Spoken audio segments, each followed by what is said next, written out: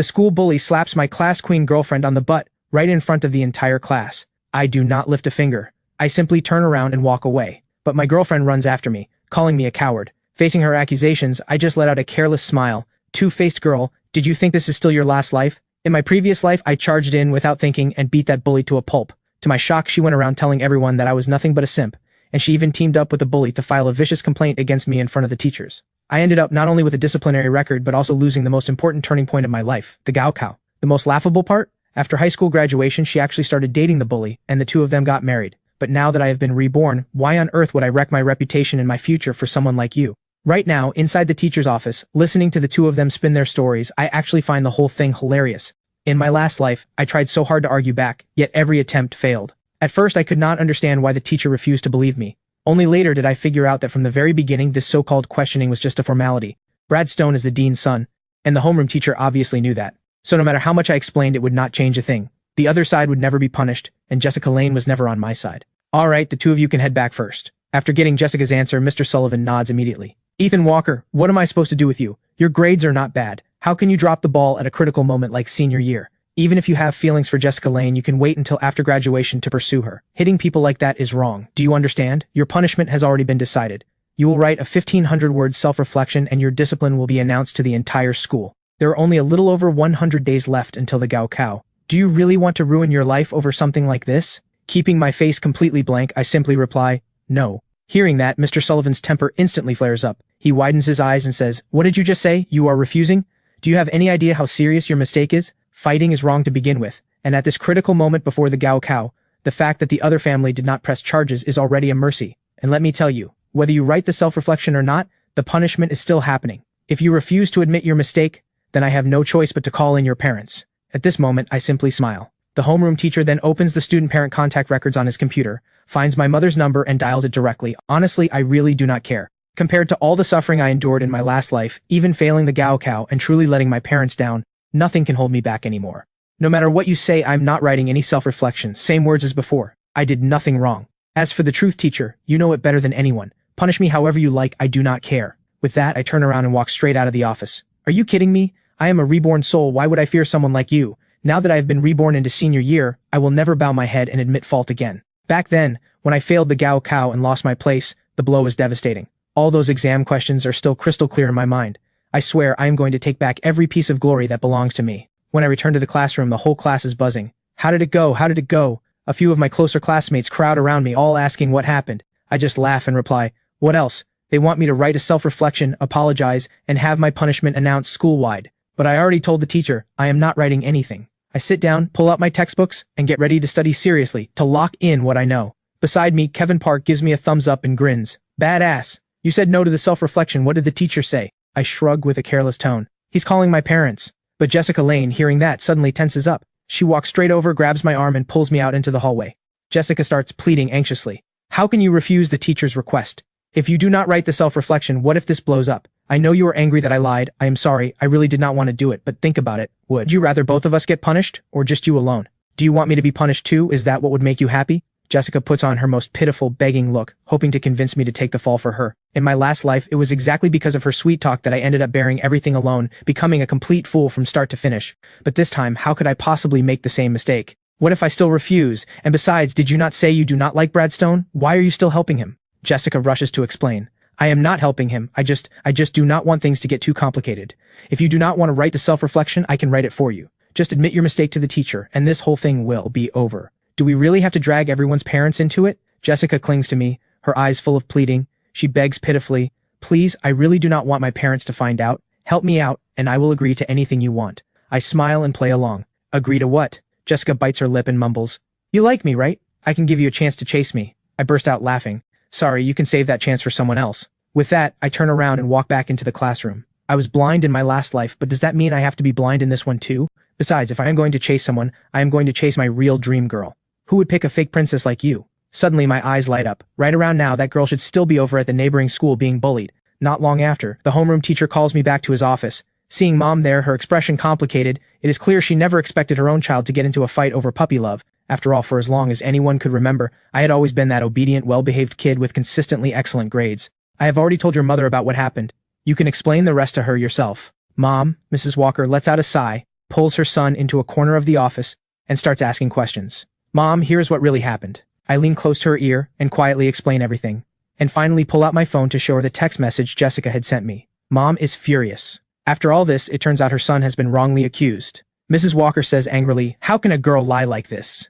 Mom immediately holds up the phone in front of Mr. Sullivan and pushes back. My son really is not lying about this. He did not just go over because he saw something on social media. This girl told him herself that she was being harassed, and my son only stepped in because he could not stand to watch. Mr. Sullivan widens his eyes too, clearly not expecting this kind of chat record, but he grits his teeth and says, "Yes, lying is wrong, but the fact remains that Ethan Walker hit someone, and the one he hit is an athletic track student. If that boy injures his hands or feet, won't it ruin his exams?" Then Mr. Sullivan turns to lecture me again. "Ethan Walker, all I am asking is for you to reflect on the fact that you hit someone. No matter what, you cannot just hit people, right? Jessica Lane lied, and of course the teacher will discipline her for that. Setting all that aside, you are still in the wrong, are you not?" I smile and reply, "Ha ha ha, setting all that aside, you are really something. Who would have thought a teacher could say something like that? Teacher, setting aside the facts, could I also be the Emperor of China? They were the ones in the wrong, so why am I the only one being punished? How about all three of us get disciplined together? All announced together, I really do not care." Mr. Sullivan is furious. "Look at this kid. He made a mistake and shows zero willingness to admit it, and now he dares to talk back to me. The way I see it, a 1,500-word reflection is not enough. You will write at least a 3,000-word reflection, with school-wide criticism. You show no remorse at all." I smile back at him. "Teacher, Brad Stone is definitely not getting a school-wide announcement, right? Are you sure you deserve to be a teacher?" Hearing that, the homeroom teacher shoots straight up to his feet and roars, "Ethan Walker, you are insulting your teacher now, are you? Look at this." Mr. Sullivan turns to the parent beside him and complains, "You can see for yourself, look at the attitude this kid has. I am not handling this anymore. Take it straight to the dean's office." "What good will going to the dean's office do? Do you think I do not know? Brad Stone is the dean's own son. Is he really going to let his own son take the fall?" Those words blow the whole thing wide open. Half an hour later, inside the dean's office, Dean Hall puts on a stern face and says, "I have heard everything you said in the homeroom teacher's office. You must be Ethan Walker's parent. Forget about who is right or wrong for now. Let us just talk about attitude." He talked back to the teacher, and his homeroom teacher was so angry his heart started acting up. "Is this acceptable? You also said something about me letting my son off easy. My son gets the same scolding when he makes a mistake, same yelling, same beating. I will give that brat a thrashing the moment I get home. But let me make this clear. Ethan Walker has to apologize to the teacher, and he has to read out a 3,000-word reflection in front of the whole school. His behavior has crossed the line. If he cannot recognize his mistake, if he cannot change his ways, then our school cannot keep teaching him." Hearing that last line, Mom, Mrs. Walker, instantly grows worried. "Dean, what do you mean by that? Are you going to expel my son? He is in his senior year." Dean Hall sits there and snaps back. "Look at him. He does not even respect his teachers. He even said the teacher does not deserve to be a teacher. How are we supposed to teach a student like that? It is not that we do not want to. We genuinely cannot." Mrs. Walker tries to explain. "I know my son can be stubborn, but..." Before she can finish, I blurt out, "Mom, this is no big deal. If it comes to it, I will just transfer schools. I am sick of first high anyway. Second high next door looks pretty good." Dean Hall is on the verge of bursting. He cannot help pointing at me. Look at this. Ethan Walker's mother. I am giving him one final chance. Either he writes a serious self-reflection, or he drops out." I smile. I do not even want to attend this lousy first high anymore. Once word gets out, the whole class is in an uproar. "Are you insane? Transferring now? What about your Gaokao? Just write the reflection and admit fault if you have to." A few of my closer classmates come over one by one to try and talk me out of it. After all, the Gaokao is the exam that decides the rest of your life. The homeroom teacher just told me, if you are willing to write the 3,000-word reflection, accept the punishment, and apologize to her, this whole thing will be dropped. Otherwise, our class will not even have chemistry class anymore. Cindy Lloyd says with frustration. "Exactly, you got yourself disciplined for fighting, fine. But why drag the rest of us down with you? Can you not just apologize? Why should the whole class lose class time because of you?" Jessica Lane already said the teacher was not even mad anymore, but you just had to argue with him. "And do you not realize you are dragging Jessica into trouble too? It is not enough that you get punished alone, now Jessica is being told to bring her parents in. Are you satisfied now? Look, Jessica is crying. She says her parents are already on their way to the school. Are you even a man? How can you make a girl cry like this?" At that exact moment, the whole room suddenly falls silent. Vice Principal Grant clears his throat twice and then says, "Who is Ethan Walker? Step outside for a minute." All of my classmates glance at me with mixed expressions, and I head out into the hallway to speak privately with Vice Principal Grant. I assume he wants a friendly conversation, but instead I get a full-blown lecture. He says even if a teacher wrongs you, you still cannot speak ill of the teacher, asking if I think I'm special just because I have a few decent grades. Then he raises his voice angrily. "First High does not need a student like you. If you do not want to study here, then leave." With a blank face, I simply reply, "Fine." Vice Principal Grant is so furious he can barely catch his breath. This is genuinely the first time he has ever met a student this insolent, so he just snaps, "Drop out then." At that moment, Jessica's parents finally arrive, but the first thing they do is not to lecture their daughter. Instead, they immediately distance her from any blame and with stern faces point straight at me. Who do you think you are, accusing our daughter of lying? Teacher, the way I see it, this kid needs to be moved out of the class. He absolutely cannot stay in the same class as our Jessica. He is going to keep harassing her. When my mom hears this, anger surges up in her, and just as she is about to fire back, I cut in. I am dropping out. Mom, do not worry. My grades will only get better once I leave. At that moment, the physics teacher, Ms. Quinn, sighs beside us. Oh, there was a physics Olympiad next month, and I was planning to recommend you for it. This competition is a great opportunity. With your level, if you can place, you might even earn Gaokao bonus points. There is only one slot per class, and if you drop out, that slot will have to go to. Mrs. Lane jumps in shamelessly with a smile. Teacher, that competition can earn Gaokao bonus points? What about our Jessica? Why not let her give it a try? Ms. Quinn gives an awkward smile. Well, her physics grades are only average. 2 days later, I bring my withdrawal form to the homeroom teacher for his signature. You really have ruined your own future. Mr. Sullivan cannot hold back. I have never seen a student like you. Your grades were not even bad. I was going to sign you up for the chemistry Olympiad. Look at yourself now. I reply casually. Teacher, if you apologize to me right now, I might consider staying to help you compete in the chemistry Olympiad. If I win, I can even put your name on the award. Mr. Sullivan's face turns dark instantly. Out, get out. He immediately signs the withdrawal form. Take this to the dean's office for the dean's signature, then submit it to the principal's office. A few moments later, I arrive at the dean's office. Dropping out, are you? The dean signs the withdrawal form, and after signing it, he throws in a few mocking remarks. Finally, I make my way to the principal's office, this time meeting with the actual principal. I take a deep breath and say, "Hello, principal, I am Ethan Walker. I am applying for withdrawal. Could you please sign?" I hand him the application form. Principal Lewis frowns and glances at the reason listed on the form. Conflict with teachers, unable to continue studies, requesting withdrawal. So you are that student who talked back to the teacher? What a shame. Principal Lewis really does feel it is a shame, losing a student with such good grades just like that. But a student who fights, who talks back to teachers, who does not even respect the dean, really cannot be kept. The corner of my mouth lifts slightly, and an idea suddenly flashes in my mind. Principal, I hear First High is applying to become a provincial key demonstration school. If you need me, all you have to do is have the homeroom teacher and the dean apologize to me, and I might just reconsider. At this point, Principal Lewis rolls his eyes at me. This is genuinely the first time anyone has dared to make a demand like this to him. The audacity is unreal. Get out. No respect talking back to teachers, and now demanding apologies. He signs the withdrawal form on the spot. Back in the classroom, as I pack up my things to leave, my deskmate Kevin Parks sighs with feeling. Done for. Now I have nobody to copy homework from anymore. I roll my eyes and laugh curse at him. All you ever think about is copying homework. Can you not just study yourself? Kevin explains.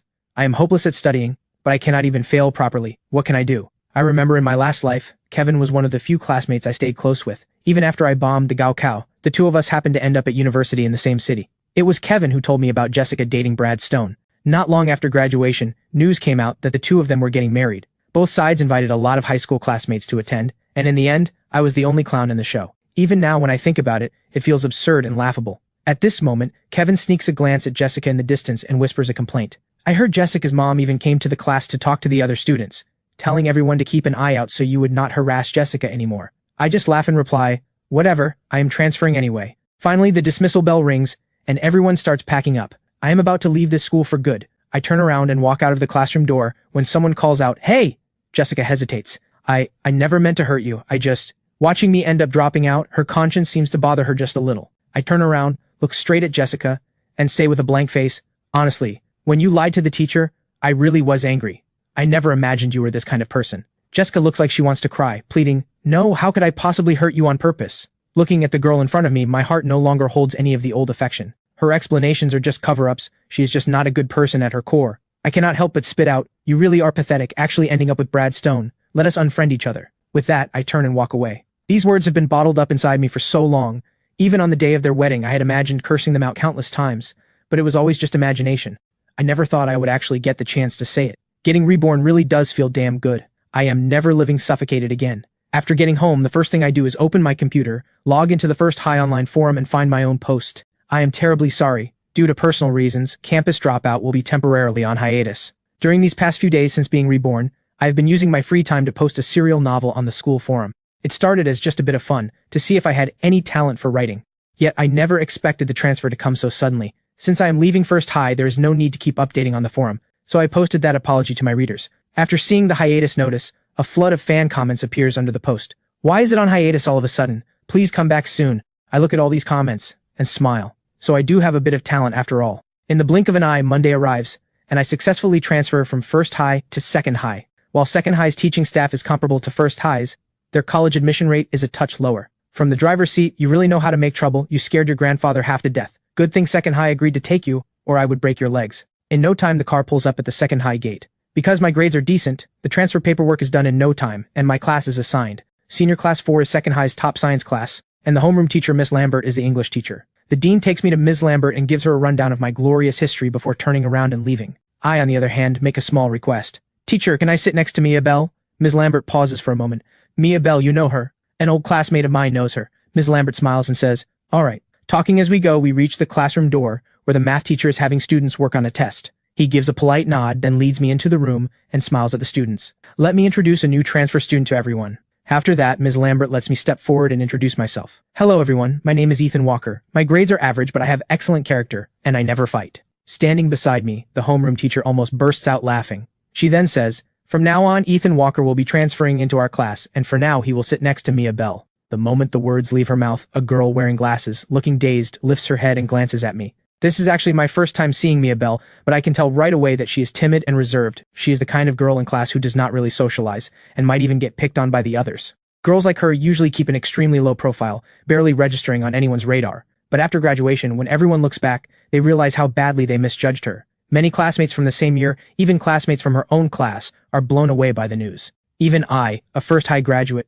heard plenty of stories about her, which shows just how famous Mia Bell becomes later. I walk over to her on my own and start moving my desk and chair next to Mia Bell. After I sit down, the math teacher hands me a copy of the test as well. You can take a shot at this too, we will go over it tomorrow. Alright teacher. Nobody expects that the moment the bell rings for break, I, the new transfer student, become an animal at the zoo for everyone to gawk at. Even students from the next class come into the hallway to watch the show, pointing and whispering, is that him? I just asked my cousin from first high.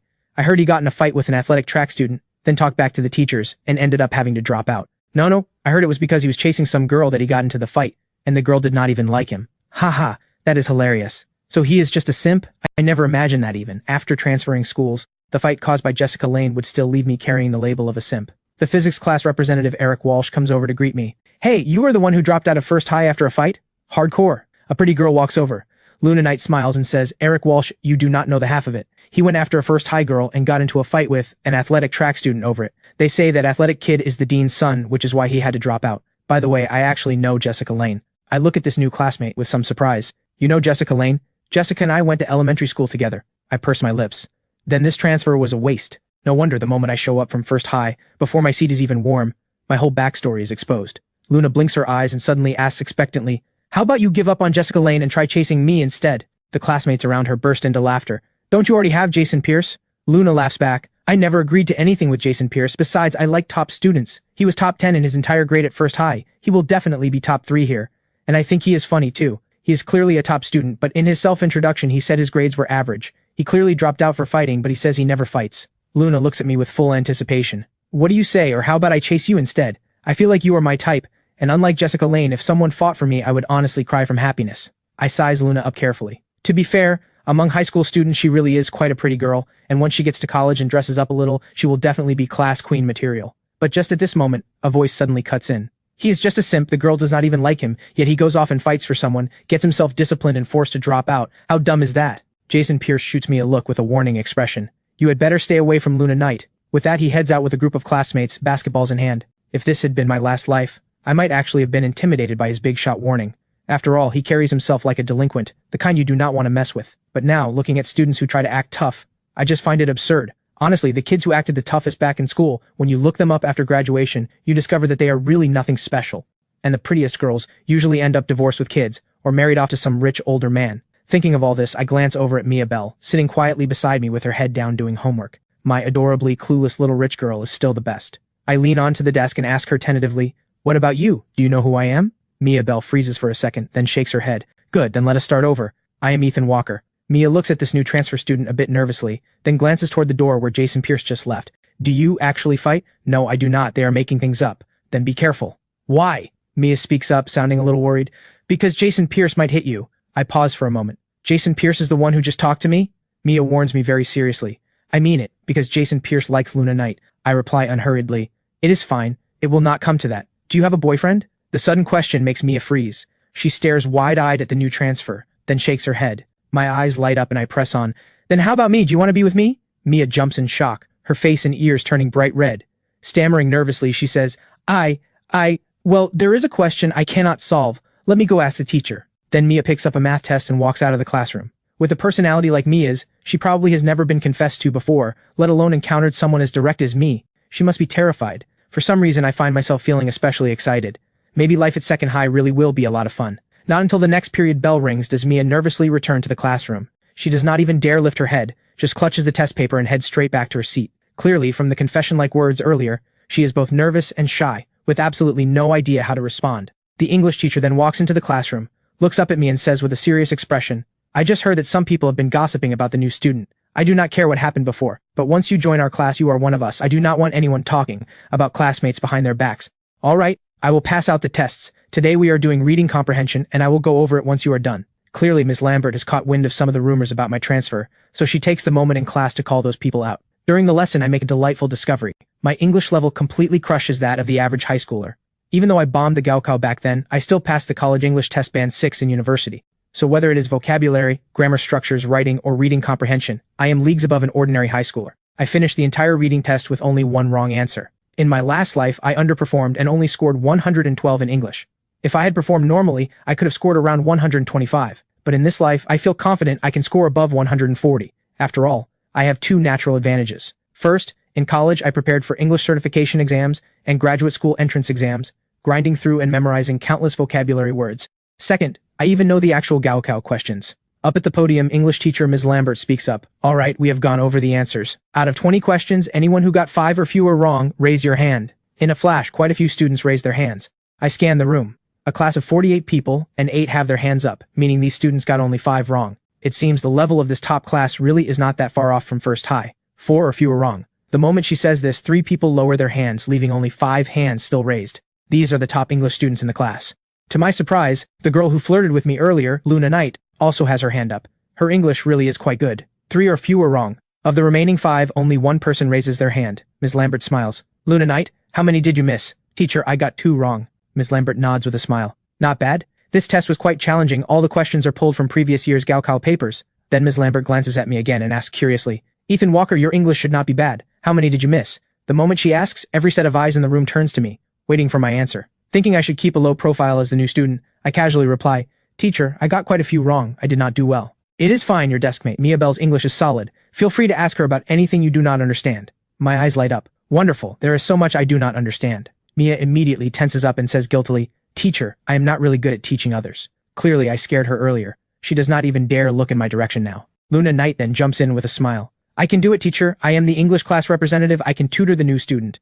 After saying that, Luna winks at me with what she clearly thinks is a charming smile. I smile back and say, "No need, Mia Bell teaching me will be just fine." At that moment, Jason Pierce slouches in his seat and drawls, and he calls himself a top student. Nothing special after all. Anyone who gets more than 5 wrong on this test is probably scoring below 120. I thought top 10 in first high was supposed to be impressive. Luna rolls her eyes at Jason in exasperation. He is obviously targeting the new student. He is talking about overall ranking, not a single subject. Maybe his math is great, just like you have your strong subjects too. All right, first high is first high and second high is second high. Second high is in no way inferior to other schools, so do not put yourselves down.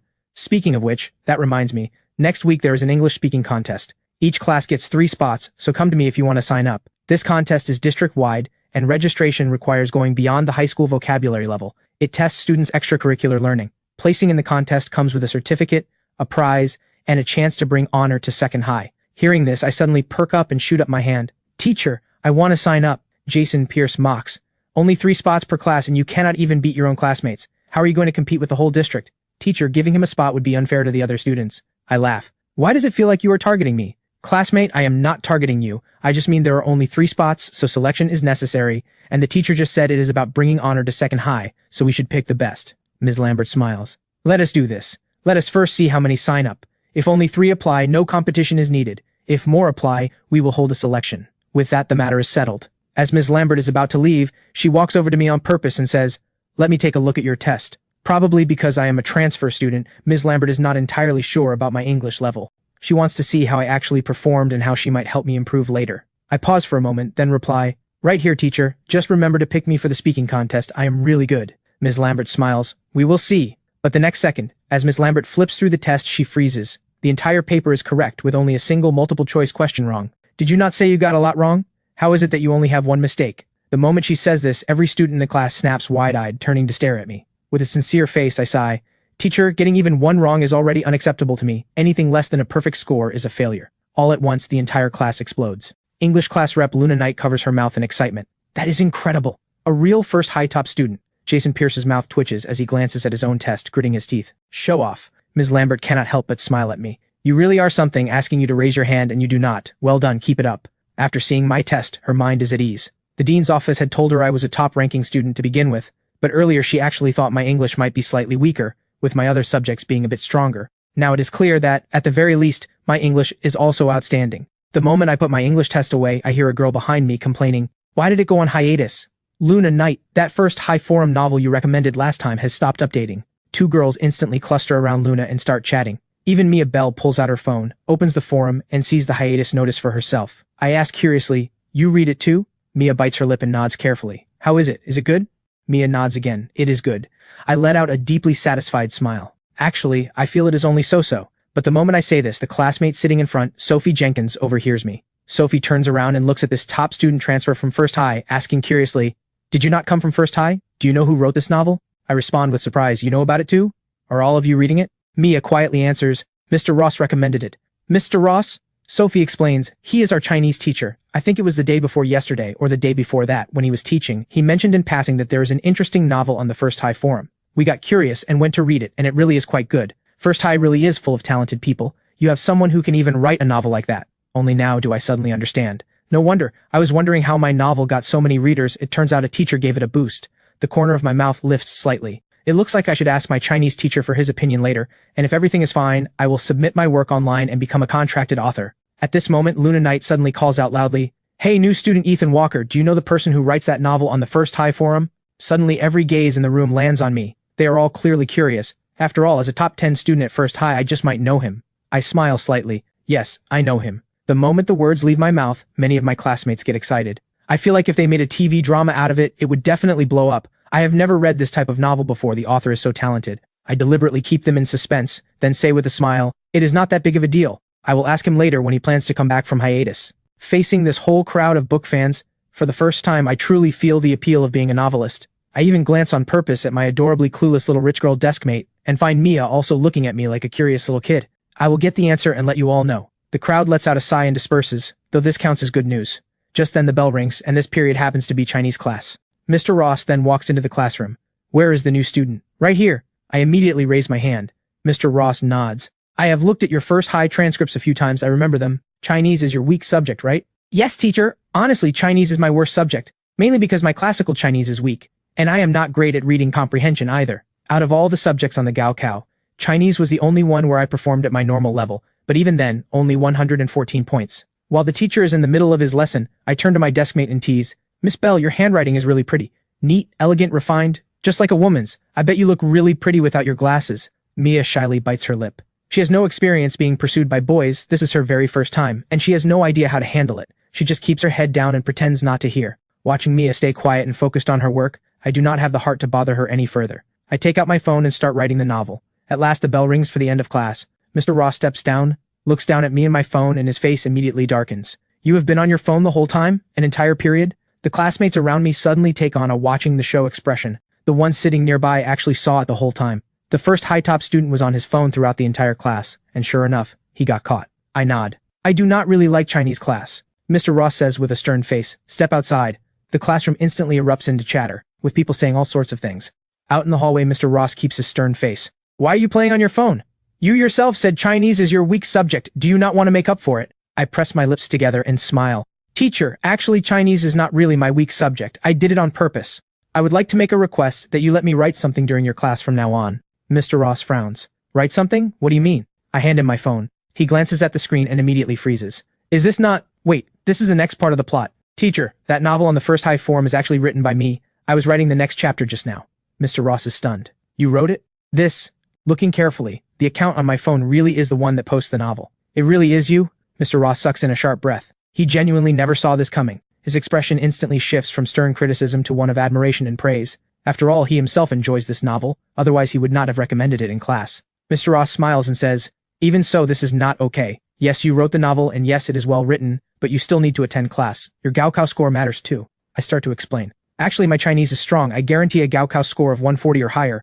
Trust me, teacher, I would not joke about my own future. Mr. Ross frowns and mutters, still no, unless you can get first place in the entire school on Friday's 4-school joint mock exam, then I might consider it. Total score first or Chinese first? Chinese first, of course. You said you can guarantee 140 on the Gaokao. Forget 140, even 135 would be enough. Hearing this, I agree almost without thinking. Then it is settled. If I get first place in Chinese on the 4-school joint mock exam, then you let me write my novel during class. Mr. Ross asks tentatively, you are confident? I grin from ear to ear. Confident, absolutely. The 4-school joint mock exam is actually the joint test between First High, Second High, Experimental High, and Washi High, the 4 high schools all using the same exam paper. Because in L City, these are the 4 schools with the best college admission rates. Among them, First High and Washi are the top tier, with Second High slightly behind and Experimental High at the bottom. Although the joint exam scores do not represent the actual Gaokao, the rankings do carry significant reference value. Based on the joint exam rankings from past years, the top scorers in the joint exam are usually the seed candidates for top-tier universities in the Gaokao.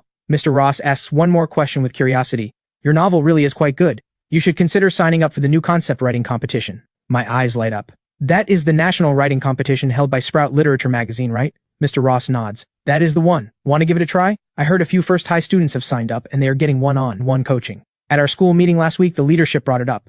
Originally, we were not going to participate because the national contest is too tough and our school does not have much chance of placing. But I think you should try. The corner of my mouth lifts as I ask, would this help our school's bid to become a provincial key demonstration school?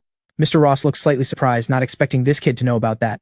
Of course it would. If you place, Second High's reputation will be made. Done. Sign me up. Mr. Ross laughs. You really are something. Then I will wait for your joint exam result. Go on back.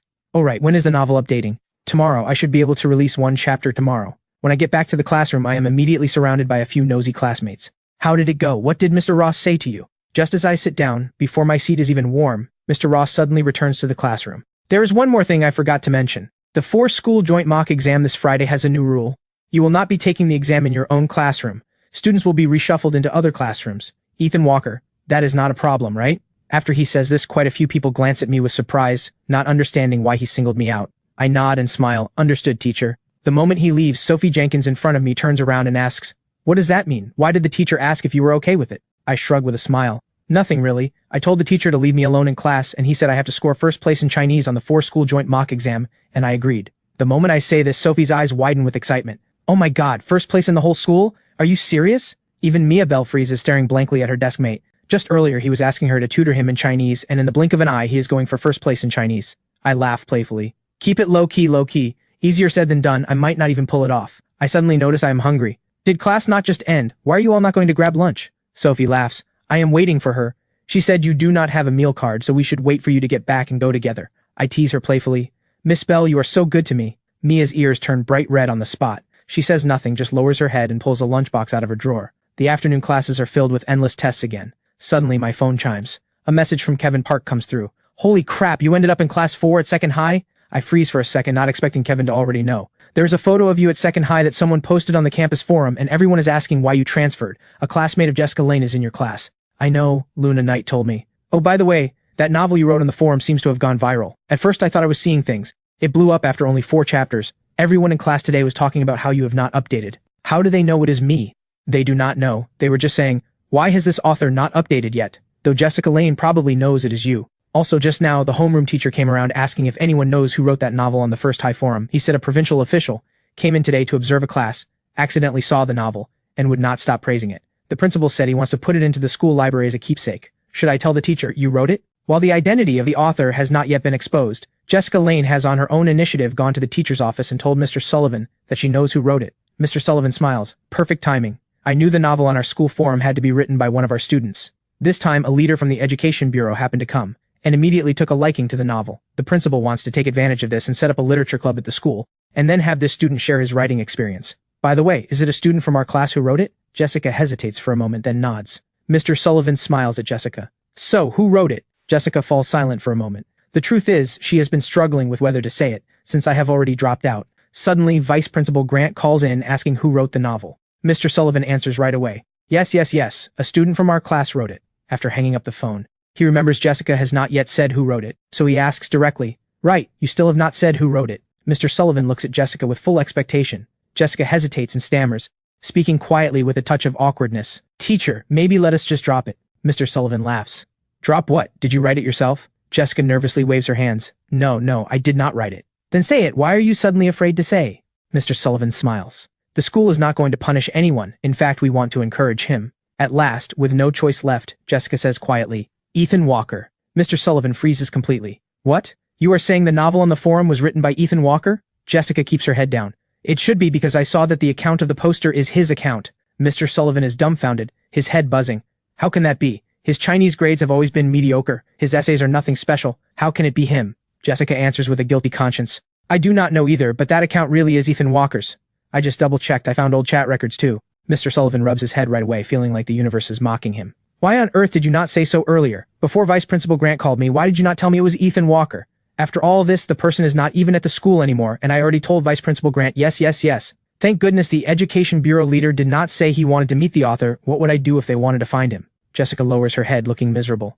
I am sorry, teacher, I did not know either. I was just too afraid to say it since he's already dropped out. Mr. Sullivan is so angry he is numb. The worst part is, because of this he has already announced in the teacher group chat that the author is a student from his own class. Is this not slapping his own face? A student who has already dropped out, and a student who argued with him at that, turns out to be the one being singled out for recognition. Mr. Sullivan grits his teeth. He has stopped writing anyway, so just pretend you do not know who wrote it. I will come up with an excuse to explain it to the school leadership. Remember, absolutely do not tell anyone that Ethan Walker wrote it. Just say you do not know. Jessica looks like she wants to say something but holds back. Mr. Sullivan rubs his temples in frustration, adjusts his emotions, and finally pulls out his phone to call Vice Principal Grant. VP Grant, I am really sorry. I just spoke with the student. Turns out the novel was actually copied from somewhere else. Only that small amount of content exists. There is no more after that. That is why he was too embarrassed to come forward and claim it. After hanging up, Mr. Sullivan lets out a sigh of relief. But to be safe, in case other students know I wrote it, he has to go to the classroom and tell everyone to drop the topic. Mr. Sullivan quickly arrives at the classroom door, finding the English teacher about to begin class. Mr. Sullivan gives a small smile. Just a quick word, do not worry about that first high forum novel anymore. The principal said since it has stopped updating, we are letting it go. Do not concern yourselves with who wrote it. Even if you know, do not say it. From now on, do not discuss this anymore. Focus your minds on your studies. The 4-school joint mock exam is coming up. All of you should aim for a strong score. But just as he turns to leave, a student suddenly calls out, Teacher, wait! The novel just updated again 5 minutes ago. Mr. Sullivan's heart jolts and he freezes as if struck by lightning. It updated? Are you serious? The students immediately pull out their phones and start checking the forum. Sure enough, the novel campus dropout on the first high forum after going days without an update has just released a new chapter. Mr. Sullivan freezes completely, a storm rising inside him. He instinctively roars, Class is in session. Who told you to look at your phones? After class, everyone hand over your phones. The students all stare wide-eyed in shock, totally frightened. Only after Mr. Sullivan leaves, do they wipe a cold sweat off their brows and start whispering. Why did Mr. Sullivan suddenly explode like that? Kevin Park, on the other hand, seems to have figured something out. The corner of his mouth lifts slightly. He sneaks a glance at Jessica Lane, and sure enough, her expression is off too. He immediately sends me a secret message, telling me everything that just happened. Meanwhile, back in his office, Mr. Sullivan rubs his head in frustration. What is he supposed to do now? He just said the novel cannot continue, and now this brat has gone and updated it. What if he just gives up and... If he admits the novel is written by the student who already dropped out, that means admitting he just lied. But if he doesn't come clean, what happens when the school leaders want to find this student? Right at this moment, Mr. Sullivan suddenly has an idea. He immediately calls Dean Hall and tells him the truth, that the forum novel is written by me. Dean Hall snaps back. Why didn't you just say he dropped out? Why insist on claiming someone copied it? Now that the novel is updating again, how do you explain it? This isn't my problem. You handle it yourself.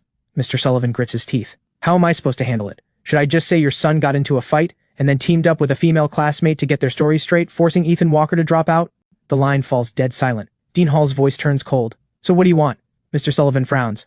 Let's go straight to the forum moderator, say we're worried about academics, and just delete Ethan Walker's account or mute him. Meanwhile, over at Second High, students notice the novel is updating again.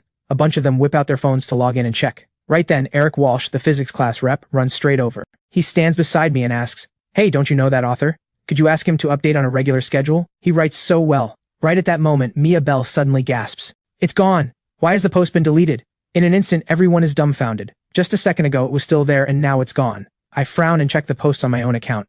Sure enough, the post is deleted. I blurt out, half laughing, badass. Truly badass. They really want to wipe me out. Sophie Jenkins asks, puzzled, what do you mean? Just as I'm about to say something, I notice the math teacher has already arrived at the classroom door. I quickly send Kevin Park a message, but he beats me to it. Your post got deleted. Feels like the homeroom teacher did it. He just told us not to talk about this.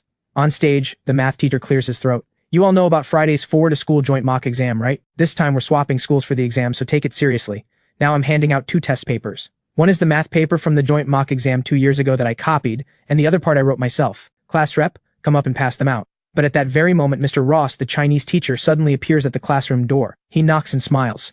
Ethan Walker, step out for a moment. Everyone glances curiously at me sitting in the back. Out in the hallway, Mr. Ross lowers his voice and asks, "Why was your novel deleted?" I shrug and smile. No idea. Did no one notify you? I just heard from a teacher at First High that the Board of Education leaders even praised your novel. How is it suddenly gone? My eyes light up. I get it now, sir. Because I dropped out, they deleted it. Otherwise things would keep spiraling and that wouldn't be good. Mr. Ross laughs in realization. Makes sense. Why not just post updates on our Second High forum? You're at Second High now anyway.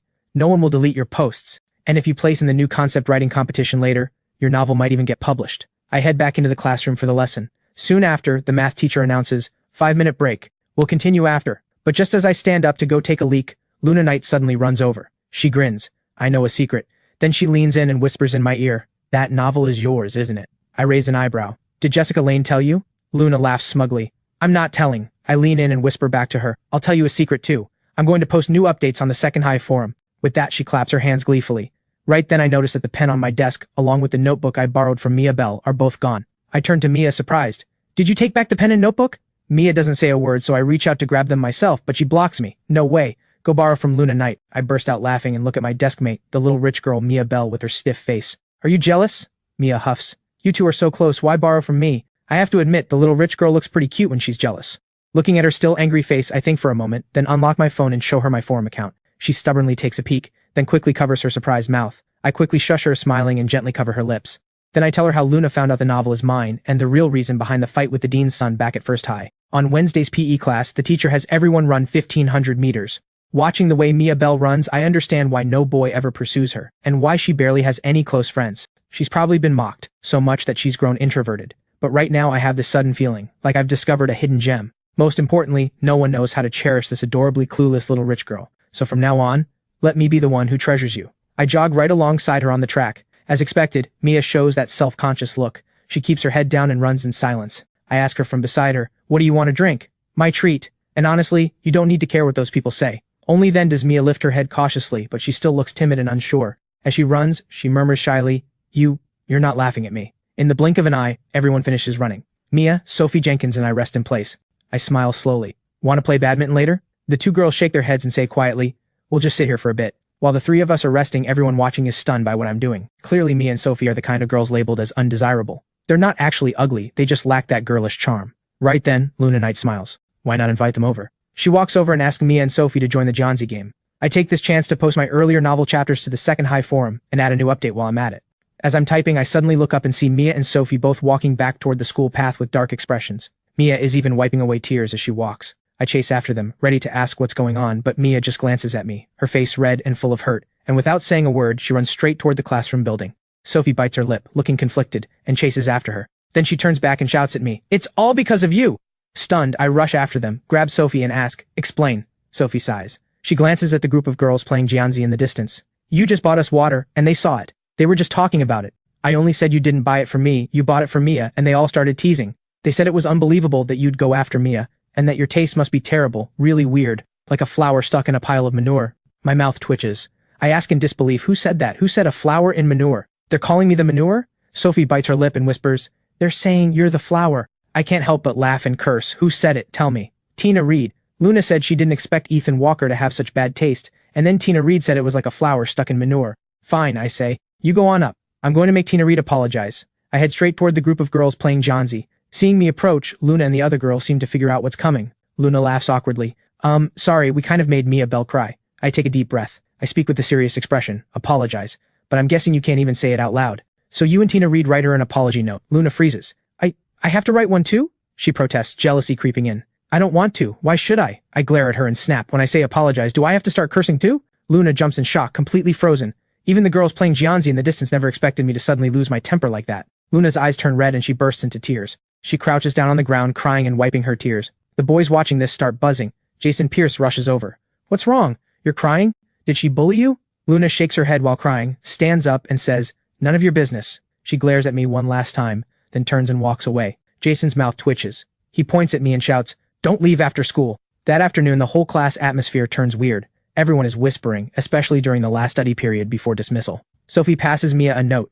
"I heard Ethan made Luna cry. Jason said he's coming for him after school." Reading this, Mia bites her lip nervously. She looks at me beside her and whispers, You should see this. Mia's eyes are full of worry. She bites her lip and says softly, I'm sorry, maybe we should tell the teacher. I frown. No way. If we tell the teacher, they'll drag you into it too. I don't want you involved. Honestly, I can imagine what would happen if Luna, Mia, Jason, and I all got pulled in by the teacher. Even if the situation seems resolved, the gossip around us would only get worse. After all, in my last life back at First High, I went through this once already.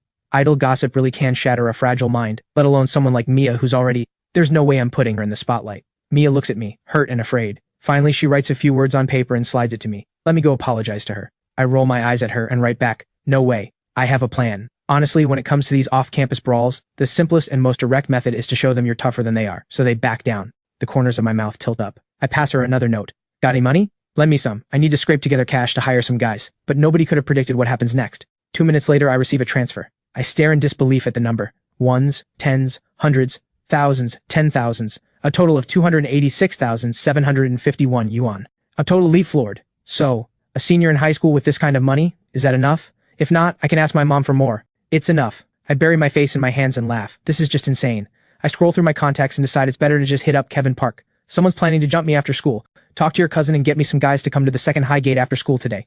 300 a person, 500 extra if they actually fight. Kevin is stunned. What's going on? Bro, is second high really that rough? I transfer 30,000 yuan over to him. Holy crap, 30 grand! Are you trying to bring 100 people? After confirming with Kevin, I smirk. I glance up at Jason Pierce in the distance, and he seems to be staring back at me. The dismissal bell rings. A lot of students instinctively turn to glance at me sitting in the back. Even Luna Knight, the English class rep, can't help walking over. She pulls me to the back of the classroom with a complicated look and whispers, maybe don't go out yet. Jason has people waiting for you outside.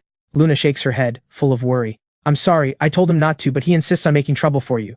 Just, if you can't fight back, just apologize. Someone already got beaten up over this before. I laugh. What? Are you worried about me? You're a boarding student too, right? Just remember to apologize to Mia during evening study hall. With that, I walk out of the classroom with total swagger. Seeing she can't talk me out of it, Luna turns to Mia and pleads, I'm sorry, can you tell him not to go to the school gate, otherwise he'll really get beaten up. Luna crouches by Mia's desk, begging her in fear. Mia shakes her head and answers seriously, I trust him. Luna is about to cry from frustration. No, this isn't about trust. Ethan can't beat those guys. Jason has called a ton of people. Fine, I admit I shouldn't have said those things. I was just a little jealous, okay? But I really don't want to see Ethan get beaten up. You're close with him, right?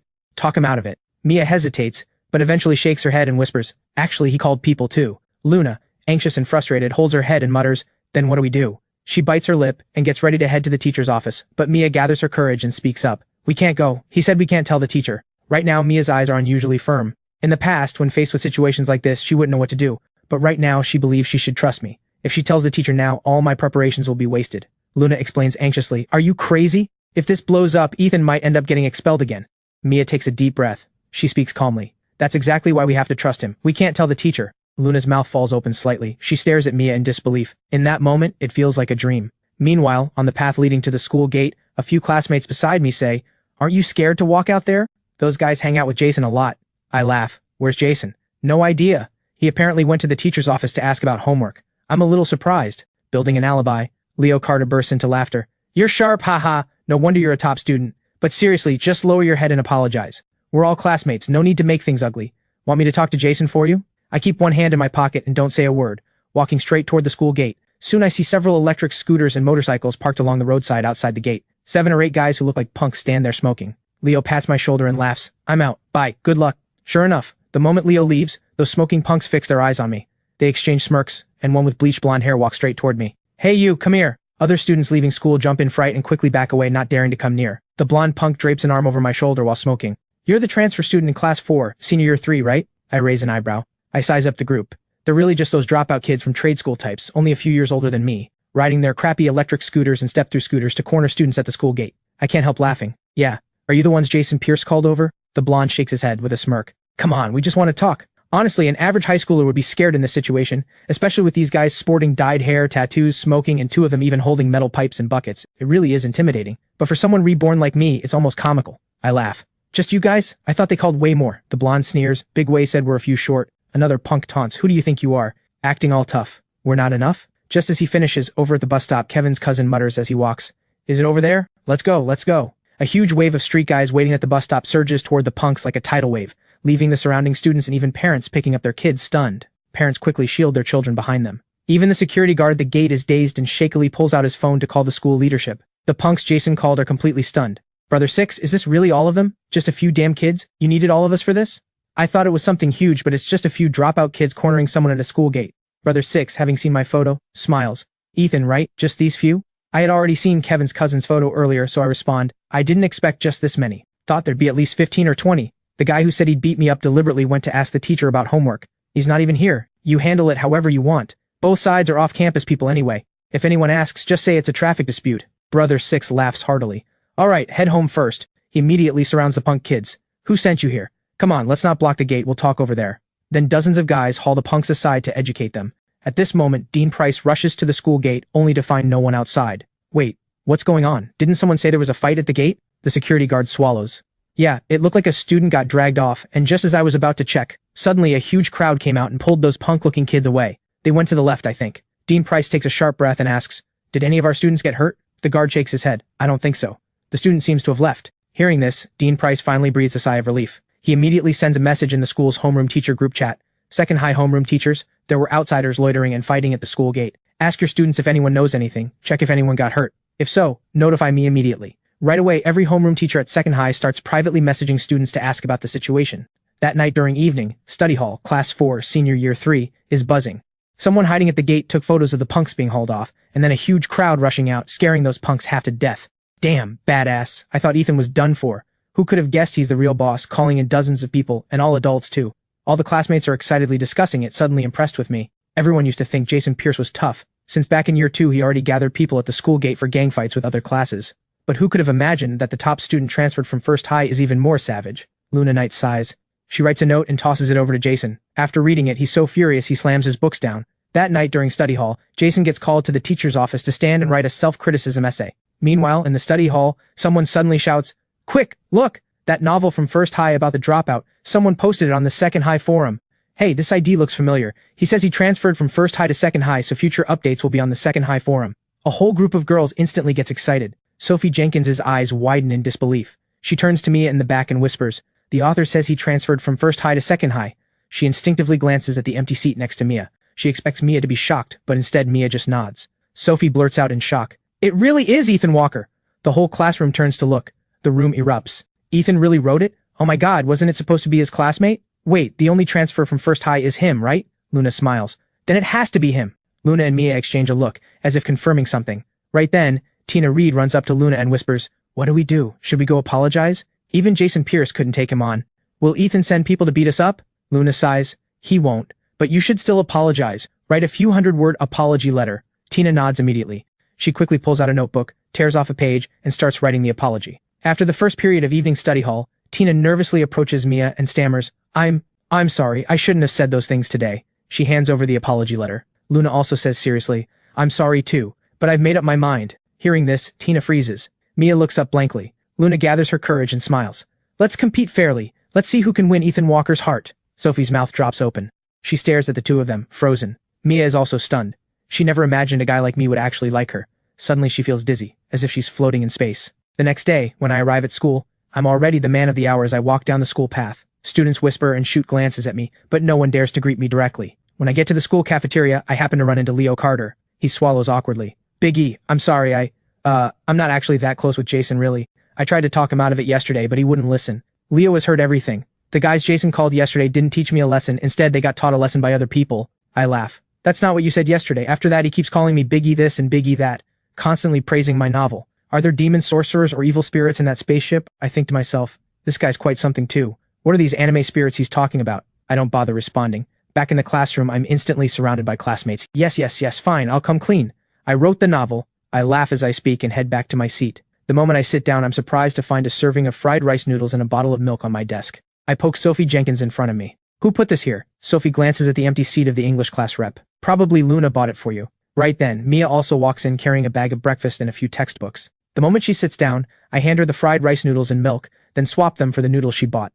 I smile. Let's switch. Mia frowns and asks why. I explain with a serious face. I want to eat yours. Yours smells better. Mia freezes for a moment. She has no idea why hers would smell better, but she just says, oh, it's all fried rice noodles anyway, doesn't matter. And don't waste the milk, take a sip. I personally bring the milk to Mia's lips. She gives me a strange look, then suddenly her eyes widen in realization. You're trying to avoid paying me back? After some thinking, she concludes that her deskmate is trying to swallow her entire fortune. Otherwise, Why would I be sucking up to her so early in the morning? I burst out laughing. Miss Bell, am I really that kind of person? I admit I'm not exactly a saint, but I wouldn't scam you of all people. Don't worry, I'll pay you back, just not right now. Mia pouts. That's all my New Year's money, plus this month's allowance. How about this? For the next while, I'll cover all your food and expenses, deal. And later, I'll pay you back with interest. Mia frowns. Really? Like this, from now on you swipe my meal card. And then I'll set up a family card for you on WeChat, and load some pocket money on it. $3,000 a month enough? Mia shakes her head. Too much, 600 is enough. I roll my eyes. No way. You have to spend $1,000 a month. If you can't spend it all, you fail. Girls need to learn how to spend money. Miss Bell, you're way too thrifty. With that, I add the family card to her WeChat and set the limit to $1,000 a month. Mia just murmurs oh blankly. I'll try then. This little rich girl is honestly cracking me up. Then Ms. Lambert calls Jason Pierce and me out of the classroom. The other students secretly peek from the corners of their eyes. In the hallway by the back door, Ms. Lambert has a stern face. You both know why I called you out, right? I smile. Teacher, I really didn't fight. Yesterday was my cousin's birthday. If you don't believe me, ask Jason. Jason and I are best buds. Why would we fight? Jason is dumbfounded. He's completely frozen. Best buds, huh? Ms. Lambert glances at Jason. You explain. Jason's mouth opens slightly. He struggles for a long time and only manages a single word. Yes, he only manages to squeeze out one word. Yeah. Ms. Lambert is exasperated and laughs. Best buds, huh? Fine. How about I arrange for you two to sit together? The moment she says this, the two of us almost simultaneously say, no, no. Ms. Lambert crosses her arms helplessly. Aren't you best buds? Why don't you want to? I smile. Mainly because it'd affect our studies. Sitting together, we definitely chat all the time during class. Ms. Lambert looks at me and notices I really don't look like I've been beaten up. As for Jason, no need to say more. Yesterday, this kid apparently refused to leave the math teacher's office, forcing himself to grind through an entire test paper, so he definitely wasn't in any fight. Fine. I won't notify your parents about this for now, but Ethan Walker, and you, Jason Pierce, if I hear about you two clashing again, or worse, calling in outsiders, don't bother explaining to me. Just go straight to the dean's office and explain it to the dean, understood? I smile. Got it, Ms. Lambert. By the way, that English-speaking contest you mentioned, I want to sign up. Ms. Lambert takes a deep breath and waves Jason off. You head back first. Then she pulls me aside and asks privately, tell me, has Jason been targeting you in class? Did he force you not to tell the teacher? I then report the entire gate incident to her like a stone-cold operative laying it all out. Hearing this, Ms. Lambert is completely dumbfounded. So this is what best buds means. Before heading back to class, I don't forget to coach her on how to report this to the school leadership. Just say those guys yesterday were here for my cousin's birthday and happened to pass by the school gate. Ms. Lambert can't help but laugh. I casually add, Teacher, you look really pretty when you smile. Ms. Lambert can't handle this kid's mouth and kicks at me. She laughs. Go, go, go, get back to morning reading, you and your antics. Clearly my sweet talk works. She doesn't pursue the matter between us further. Standing on the podium, Ms. Lambert announces, tomorrow is the 4-school joint mock exam. I'll hand out exam ID cards this afternoon, so keep them safe. Also about the English-speaking contest, only 3 people have signed up so far, so there's no need for selection. Ethan Walker, Luna Knight, Sophie Jenkins, you 3 can start preparing on your own. Oh, and for the New Year's talent show, each class needs at least 2 performances. If you have a performance. Ready? Register with the Arts Committee rep. Meanwhile, the classroom at First High is in an uproar. Have you heard? That novel that was being updated on the First High forum a while back is now updating on the Second High forum. They say it's written by a transfer student. I asked someone from Second High, and they said it sounds like a senior year transfer. No way. Could it actually be Ethan Walker who wrote it? The voices suddenly cut off because Vice Principal Grant is standing at the back door of the classroom. After hearing the discussion, he frowns and asks, who reposted that First High forum novel to Second High? The whole class is instantly dumbfounded, looking at one another. Vice Principal Grant keeps a stern face. Where's the class president? Chris Bennett stands up. He smiles bitterly. Principal, I really don't know. I don't even know who wrote it. Vice Principal Grant counters in surprise. You don't know? Then how come someone told me it's written by a student in your class? The moment he says this, the whole class explodes. It's not really Ethan Walker, is it? Chris Bennett scratches his head and laughs. Principal, that novel is being updated on the Second High forum, and it even says the author transferred there from First High. If it's from our class, then it has to be Ethan Walker. Vice Principal Grant pauses. Your homeroom teacher told me he found the student and that they stopped because of Gaokao concerns, so the novel was halted. The students all shake their heads. Right at that moment, Kevin Park suddenly stands up. Principal, it really is Ethan Walker who wrote it. Back when we heard the Board of Education leader praise the novel, I asked him about it. But later Mr. Sullivan told us to drop it, and that was that. Vice Principal Grant's face darkens immediately. With a stern expression, he says, Understood. Continue your morning reading. With that, he walks out of the classroom. The moment he leaves, Class 2, Senior Year 3 erupts with excitement. A huge crowd surrounds Kevin Park. Ethan Walker really wrote it. Meanwhile, Mr. Sullivan is in the office sorting test papers when Vice Principal Grant suddenly walks in. The other teachers in the office all look up. Vice Principal Grant stands at the office doorway with a thoroughly grim look. Class 2 homeroom teachers step outside for a moment. The two of them then move to the doorway to talk privately. What? You're saying that novel is now updating on the Second High forum? Mr. Sullivan trembles and breaks into a cold sweat. I thought banning my account would stop the updates, but who could have guessed this kid would just go post on the second high forum? Vice Principal Grant keeps a stern face. Didn't you say at the start that you'd communicate with the kid's parents?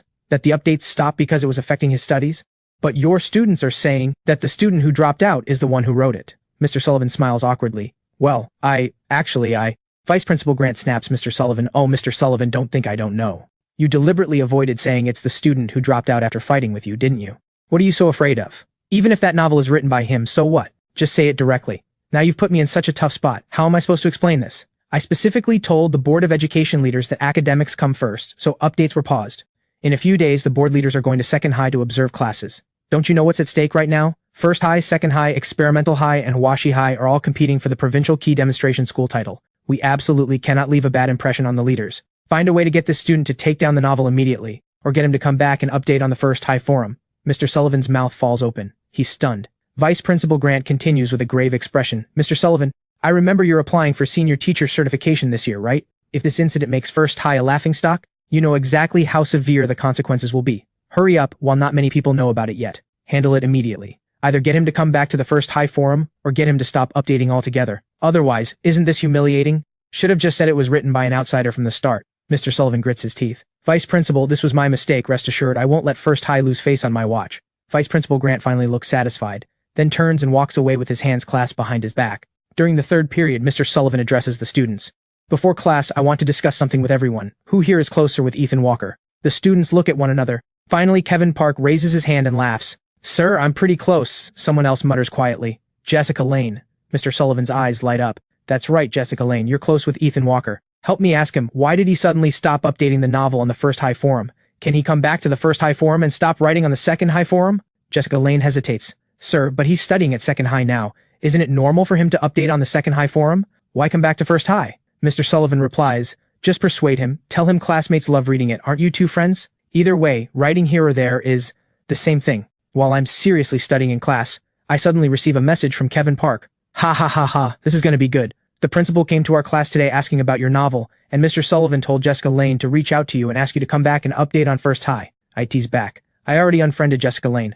No wonder she was stammering. She's probably too embarrassed to admit you deleted her. Ha ha ha, this is hilarious. Sure enough, a moment later, I receive a friend request. Jessica Lane wants to add you as a friend. Without hesitation, I reject it. I even deliberately turn to my desk mate, the little rich girl Mia Bell, and smile. Miss Bell, don't forget you're treating me to a movie on Saturday. Mia explains pitifully, but I'm broke now. I laugh until my stomach hurts. This is just too cute and clueless. Fine, my treat. Mia suddenly shakes her head. No, don't I have that family card? I promised I'd treat you. Mia stares blankly, like her brain isn't processing. About 10 minutes into class, the little rich girl suddenly mumbles to herself. Wait, that's not right. Swiping the family card doesn't count as me treating you. Unless I separately pay for the tickets. I'm sprawled on my desk, grinning. The little rich girl is just too adorable. Ethan Walker, what are you laughing at? The chemistry teacher on the podium calls me out in front of the whole class. Only now do I remember class is in session. I stand up immediately, smiling. Sir, I just remembered something funny. Mia's face turns bright red. She knows I'm laughing at her. She buries her head. Sir, I was working on a chemistry problem, and there was one that said BA plus 2NA equals banana. I was wondering if I discovered some secret. The moment I finish, the whole class bursts out laughing. The chemistry teacher then scolds, from now on, focus during class. Save extra problems for your free time. Finally, lunchtime arrives. The moment class ends, Luna Knight runs over to my desk. Did you really reject her friend request? I blank for a moment, then quickly catch on. Jessica Lane reached out to you? Luna clicks her tongue and laughs. You're so cold. She said she has something to discuss with you. Just add her back. I reply coldly. No need. Let's go, Miss Bell, let's grab lunch. Mia replies, oh, and follows behind me. Luna is stunned for a moment because it's the first time she's been so blatantly ignored. Tina Reed comes over and smiles. Come on, stop staring. Maybe he just likes that type of girl. In the cafeteria line, while I'm trying to decide what to eat, I suddenly notice the little rich girl's big eyes are misty as she looks at me. What's wrong? Nobody bullied you, did they? I look at Sophie Jenkins beside us, half amused, half exasperated. Why is she suddenly like this? Sophie shakes her head. Mia suddenly asks, softly, almost guiltily, Your ex-girlfriend at first high, is she really pretty? I burst out laughing. Are you jealous? Mia bites her lip and says nothing, her eyes earnestly fixed on me with curiosity. The three of us find a corner, eating and chatting. By the way, are you signing up for the talent show? Mia also looks at me curiously. I'm silent for a few seconds, then smile. I might not. Sophie suddenly says to me, I'll tell you a secret. Mia won first prize at last year's talent show. Hearing this, I'm a bit surprised. Mia shakes her head shyly and signals Sophie to stop. Sophie laughs. What are you afraid of? This is your strength. Then she tells me the secret that Mia is a piano specialty student. After lunch, and a bit more talk about the performance, I smile and say, Then I'll volunteer to sign up. Meanwhile, Jessica Lane comes to the teacher's office. Sir, I'm sorry. The truth is, Ethan Walker is hurt by what I did, and he won't speak to me. Maybe you should just call him yourself. Mr. Sullivan is dumbfounded. You two are classmates. You should be better at this than me. Aren't you the one close with him? Jessica blushes and whispers. Sir, that was before. Mr. Sullivan tries to coax her earnestly. Listen, boys are actually very easy to win over. Just go up to him and say a few sweet words. See how that goes. Treat him to a meal, and I'll pick up the bill. I do bear some responsibility for Ethan Walker dropping out. I really didn't handle it well at the start. Jessica counters with a hint of grievance, sir. Then why don't you want to call Ethan Walker yourself? Just talk to him directly. Mr. Sullivan freezes. His mouth opens slightly, wanting to say something but unable to. Jessica suddenly gathers her courage. Sir, is it because you can't swallow your pride? Mr. Sullivan's face darkens immediately. Don't talk nonsense, you can go back to class now. Jessica quickly responds. Okay, I'll head back. However, the moment Jessica leaves the office, Mr. Sullivan immediately regrets it. He smacks his forehead.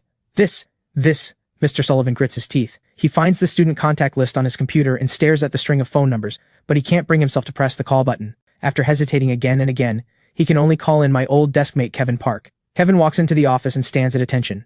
Mr. Sullivan forces a smile. You used to be Ethan Walker's deskmate. You two should be on good terms. See if you can tell him to stop writing the novel on the second high form and come back to update on first high. Or maybe we can wait until after the Gaokao to continue. Mr. Sullivan smiles shamelessly. I'm mainly worried it's affecting his studies. Kevin asks, knowing full well, sir, he's already transferred. Are you still worried about his grades? And wouldn't writing on the first high form affect his studies just the same? Mr. Sullivan clears his throat. It's definitely different. Just see if you can help me communicate with Ethan Walker. Kevin presses his lips. Sir, I can try, but... Mr. Sullivan's eyes light up. But what? Tell me. Kevin deliberately scratches his head and smiles. I still owe him money, so it's awkward to reach out. Mr. Sullivan replies, that's no big deal. How much do you owe him? I'll cover it. Kevin asks in disbelief, really? Mr. Sullivan thinks about it. This is a matter of face, and involves the approval stamp for his senior teacher application. He smiles generously. Of course. Besides, I'm asking you a favor too. How much do you owe? Kevin looks down and rubs his nose, smiling. Not much really, just 400 yuan. Mr. Sullivan grits his teeth. Fine, I'll cover the 400.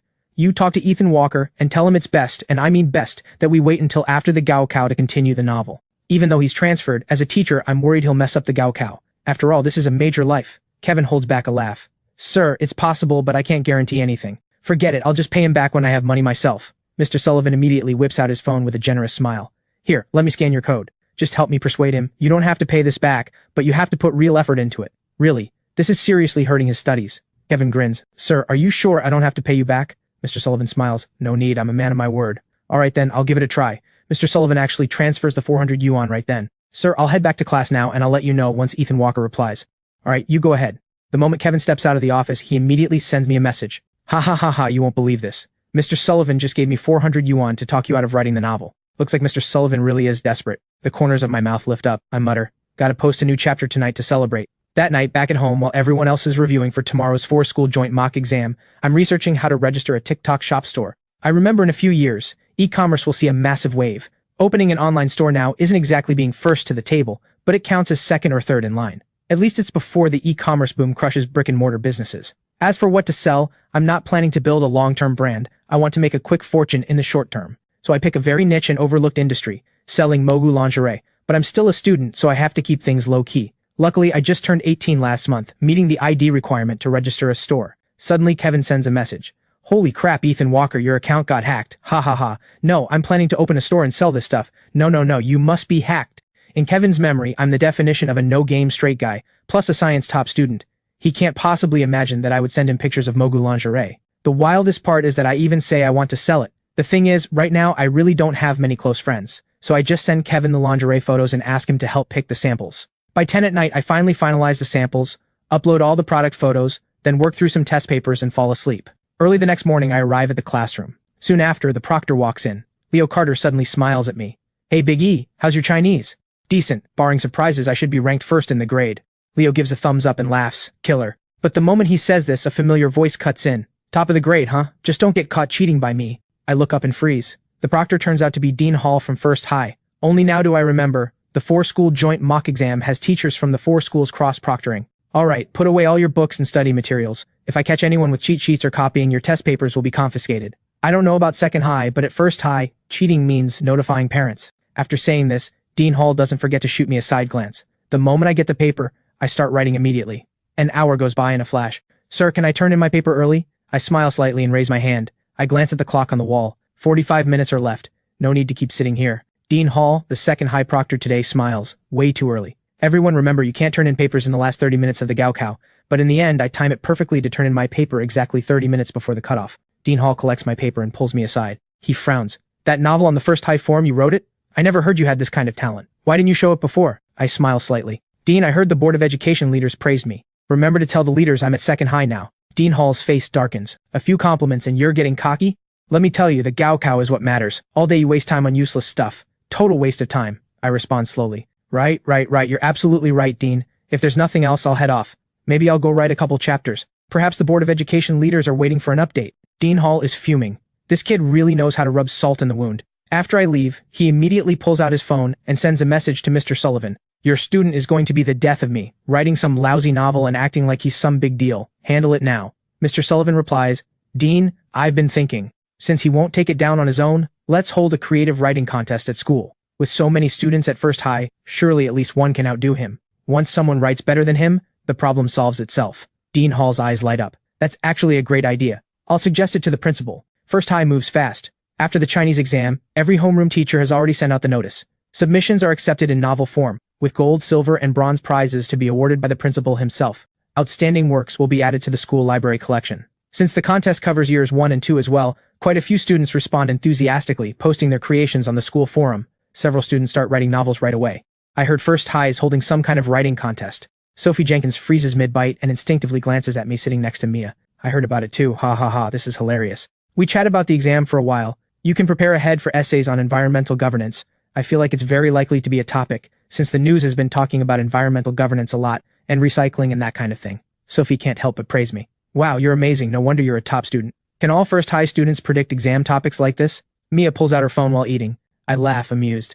My predictions are usually accurate. Can't speak for others. By the way, Miss Bell, you promised to treat me to a movie tomorrow, don't bail on me. In the afternoon we have the Science Combined section and English. As the bell rings, the proctor starts collecting papers. Everyone stands up and stretches. After sitting all day, everyone is exhausted. Back in class, Sophie looks at me like she's looking at an idol. The few girls beside her all shout, "He's back!" Ethan Walker, the English essay actually was about environmental stuff, you really predicted it. I press my lips and smile. Just got lucky, that's all. Mia walks back into the classroom and happily tells Sophie how easily she wrote her English essay. Right then, the English teacher, who is also our homeroom teacher, walks back in. Ms. Lambert smiles from the podium. I won't hand out English papers this weekend. Also, an announcement. Not sure if you've heard, but First High is launching a creative writing contest. Many students deliberately turn around to glance at me in the back. Our school is not doing this kind of creative writing contest. We're doing something else. With just over 100 days left until the Gaokao, our school is setting up study groups, 4 students per group. We'll try to select 4 students who excel in different subjects, so everyone can help one another and teach what they're best at. Right then, I raise my hand.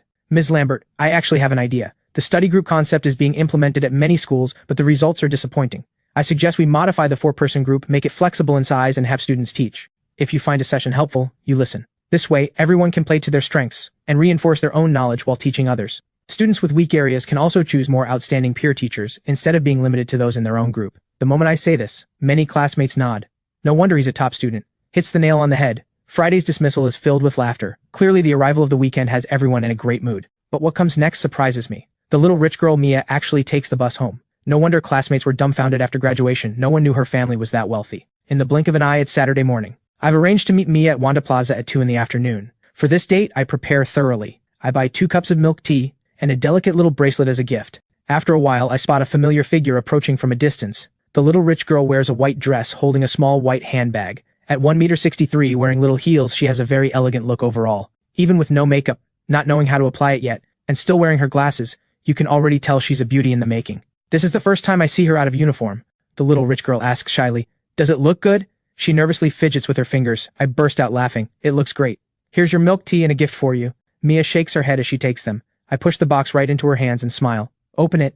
If you don't like it, you can exchange it." Mia carefully opens the box. She freezes instantly. I smile and continue. "How is it? Let me help you put it on." Mia stands there blankly, and before she can react, the bracelet is already on her wrist. I take her hand and lead her into the mall. Clearly it's her first time holding hands with a boy. She tries shyly to pull away, but in the end she just lowers her head and obediently follows behind me, letting herself be led. We make our way up to the 4th floor of the mall. Since it's the weekend, the cinema is pretty crowded. Wait here for a moment. I'll go get the tickets. "Oh, do you want some popcorn?" The moment I ask, I realize the question is pointless, because Mia Bell is already staring straight at the popcorn of the kid next to her, drooling. But right at this moment, a familiar voice rings out. Ethan Walker! Kevin Park shouts excitedly. What are you doing here too? I turn around and find Kevin Park and two first-high classmates standing right behind me in line. We chat for a bit, then I carry the popcorn and orange juice back to Mia Bell and smile. Let's go, time to scan tickets. The moment Mia notices my first-high classmates, she freezes in panic. She buries her head shyly, terrified of being seen. Watching her adorably clueless reaction, I almost crack up. Honestly, even though Mia doesn't know how to do makeup, her bare face looks pretty good too. She's just unpopular in class because of her shy personality. Kevin Park and his friends start teasing the moment they see us. Tony Wong even sneaks a photo and posts it in their class group chat. The chat instantly explodes. Ethan Walker is such a player. Wasn't he supposed to like Jessica Lange? And now he's out with another girl watching a movie. Someone tags Jessica Lange in the chat. He used to like you. Why did he change his mind after transferring? Jessica Lange stays silent. She bites her lip and forwards the photo to Luna Knight. Oh my god, where did you take this? A guy in our class spotted them at the cinema. Honestly, that girl is the kind everyone makes fun of in our class. I can't believe Ethan Walker actually likes her. Luna then proceeds to tell Jessica everything about Mia and me. Meanwhile, Mia and I sit in a corner of the theater. I lean close and whisper in her ear, "Is this your first time watching a movie with a boy?" Mia nods blankly. Then she munches on the popcorn. It tastes really good. Her cluelessness genuinely cracks me up. Why never before? Did no one ask you out? Or did your family not allow it? Mia hesitates, then mouths the answer silently. Not allowed. So you snuck out today? Mia nods rapidly like a baby bird pecking grain. She even makes a deliberate shush gesture. So you have to go home for dinner tonight? Mia is stunned. She nods like it's obvious. Suddenly she tenses up and makes a defensive gesture, both hands covering her chest, staring at me warily. I almost die laughing. I meant, are you eating out first or going straight home for dinner?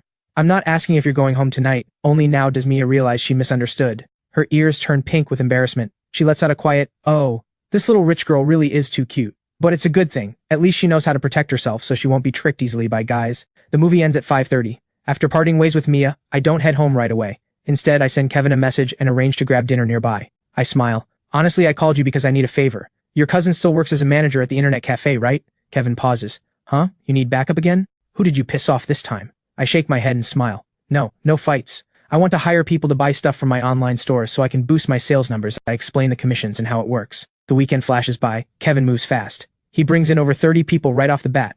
I'm busy from 3 in the afternoon until 7 at night, exhausted to the point of dizziness. Just as I'm about to take a break, the class group chat suddenly explodes. It's a message from Ms. Lambert. Class Jason Pierce's grandmother has been hospitalized for a brain hemorrhage and his father was in a car accident last week. The family is in a tough situation. I hope everyone can lend a helping hand to Jason Pierce. Next week I'll go with the class president to visit his grandmother at the hospital. I pause for a moment, then a thought strikes me. Better to teach a man to fish than to give him one. A donation won't add up to much, but if he helps me with work he can actually earn some money. So I get Jason's phone number from the homeroom teacher and call him to learn about his family situation and explain how to make money on the side. After hearing me out, Jason is completely won over.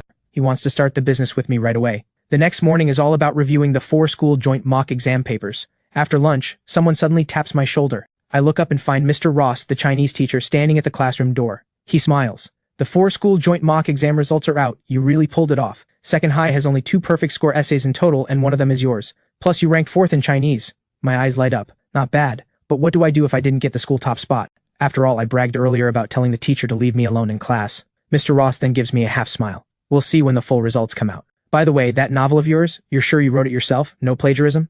I nod. Mr. Ross smiles. No worries, just confirming. Tomorrow the Board of Education leaders are coming to inspect. First High started that creative writing contest, right? Our school isn't doing one, but we're planning to launch a literature club for the Year 2 students to develop reading and writing skills. The principal wants you to attend an open class as a student model and role model. Share your writing experience, how you got into writing, that kind of thing. The leaders may also come to observe. So if you have time tomorrow, prepare your novel's plot. Pick out some passages so your speech has some weight to it. Back in the classroom, Sophie. Jenkins looks up curiously. What did the teacher want? I smile slightly. Nothing much, just told me I ranked 4th in Chinese in the grade.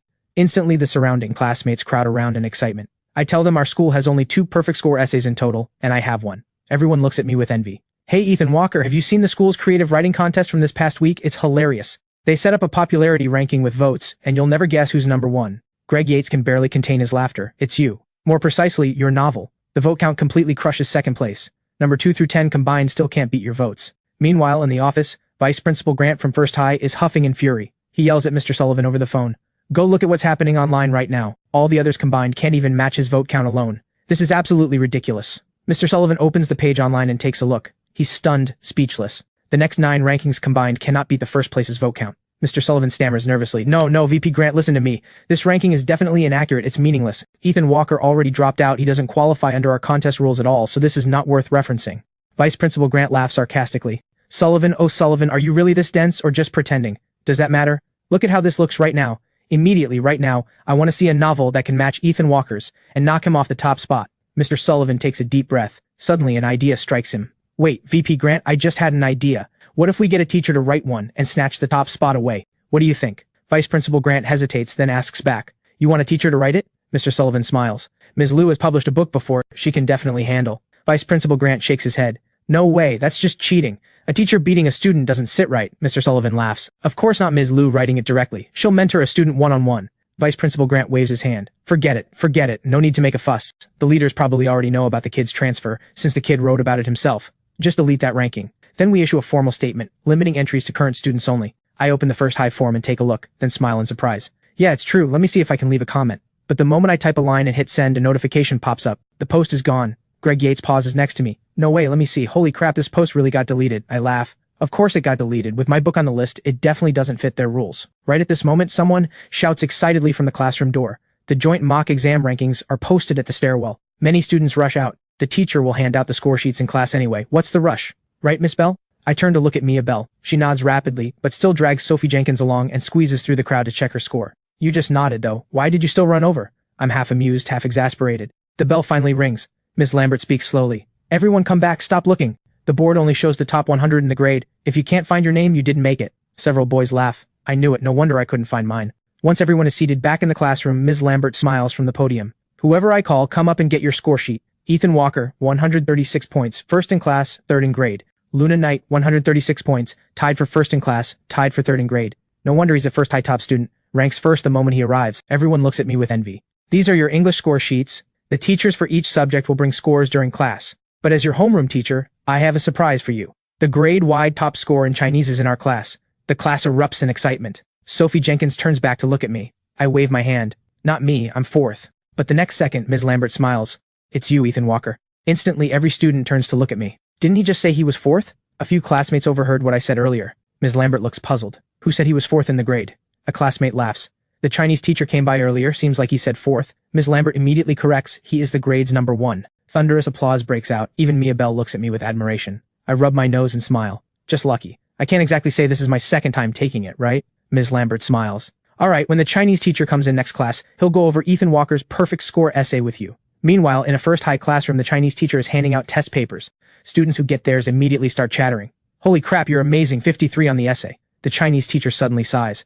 I really don't know what to say about this exam. I gave you the essay topic in advance, and yet, a bunch of you are still getting 45 or 48 on the essay. The teacher suddenly turns to Kevin Park. How did you do? Kevin lowers his head awkwardly. Sir, not so well. Teach. What a waste. You used to sit with Ethan Walker. Kevin defends himself. Ethan Walker isn't great at Chinese either. Ms. Liu, the Chinese teacher, replies calmly.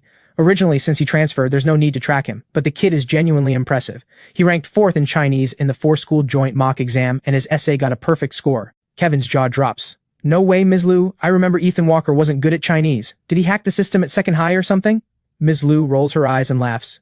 Maybe he works harder at second high than he did here. Kevin is half amused, half exasperated. Hard work, my ass. The dude messes around in group chats, runs a store selling Mogu lingerie, and goes on movie dates with girls. As the final bell rings, I stand by the stairwell looking at the rankings posted in the hallway. Sophie and Mia stand beside me. Wow, amazing. First in Chinese, third in math, third in English. Only science combined was a bit weak. Total score ranks 10th in the grade. Sophie says enviously, if you brought up the science combined score a bit, you'd be even better. In my last life, my weakness was Chinese. Strength was science combined and math, with English in the middle. But chemistry and biology and science combined have a lot of hard knowledge to memorize, and I forgot all of it after graduation. So getting this score after Rebirth is already pretty good. The Chinese, math, and English scores far exceed what I got before. Mia points at her own name and tugs on me, signaling for me to look. Mia Bell ranks 41st in the grade. Her delicate pale finger points at her science combined score, and she looks at me with a hint of pride, as if showing off. I smile slightly. Oh, did pretty well. I instinctively pinch her nose and say, bring your score up. Don't go to Modu Conservatory of Music. Go to Yanjing Conservatory of Music. That way you can see me. Sophie asks in surprise, you're going to Yanjing for college? Which school? I answer matter-of-factly, Tsinghua, or Peking of course. Hearing this, Mia asks blankly, how do you know I'm going to Modu Conservatory of Music? Based on my memories from the last life, I clearly remember the little rich girl went to Modu Conservatory of Music. While it's a top-tier art school in the country, as a reborn person, I'm definitely aiming for the absolute most prestigious universities because the diploma, the social circles, and future development are all completely different. Besides, the Gaokao is what I'm most confident about right now. After the Gaokao, I lose that edge. During these college years, I can still leverage my knowledge of the future for business ventures. Once these years pass, the difficulty of changing one's life multiplies infinitely. So every day right now is critical for me. Writing novels would have been the most reliable path, since I know which works will be hits later. But relying on memory alone, I might not be able to perfectly recreate the classics. Right now, with a little rich girl's funding, I realize e-commerce might be an easier shortcut to success. The next morning, the moment I arrive at school, I get a call from Mr. Ross asking me to come to the office. I rush back to the classroom, drop my backpack, and find another breakfast on my desk. Just then, Luna Knight runs over with a smile. I bought it for you. Why did you buy it again? Then she leans in and whispers playfully in my ear, Mogu lingerie. I burst out laughing and head back to my seat. Yesterday, she accidentally saw Jason Pierce's WeChat moments showing him packing shipments, so she messaged him privately. She had no idea until she asked just how much had been going on without her knowing. I laugh, amused. Don't spread it. Luna walks over happily and takes my breakfast away. Then eat mine. And no giving it to Mia anymore, or I'll tell everyone your secret. I raise my eyebrow and tease. Are you threatening me? Luna replies in a playful tone. I just want you to eat the breakfast I bought. I know you gave the last one to Mia on purpose, and I know you two went to a movie on Saturday. How am I worse than her? Why can't you give me a chance? She's always liked top students, and after the 4-school joint mock exam, she's even more interested in me. Even though we share a grade school friend she once pursued, she doesn't care. After all, Jessica Lane said they were never together. Just a bit of flirting, and especially now she's been blocked. What really gets to Luna is that she's prettier than Mia, more eloquent and more proactive. Why can't she beat that dazed girl? I immediately respond. Sure, if you block Jessica Lane and get into Tsinghua or Peking University, if you can do that, I'll consider it. The first period bell rings. Mr. Nash, the physics teacher, walks into the classroom. You've all seen your scores. Now take out your papers.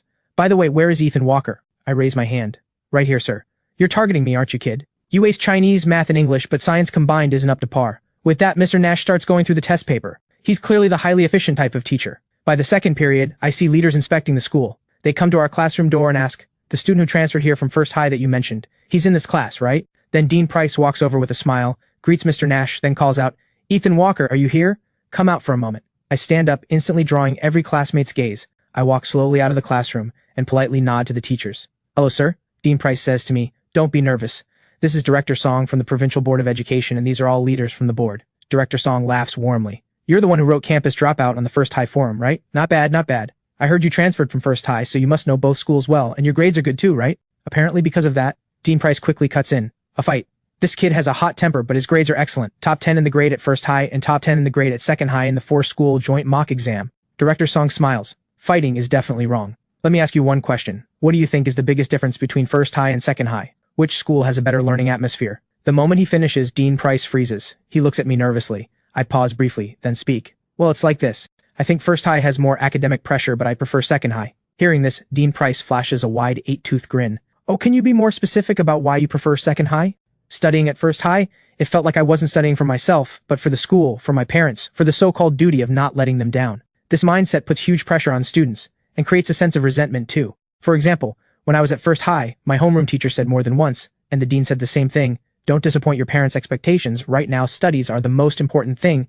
Think about how hard your parents worked to send you to First High, how you absolutely must repay them.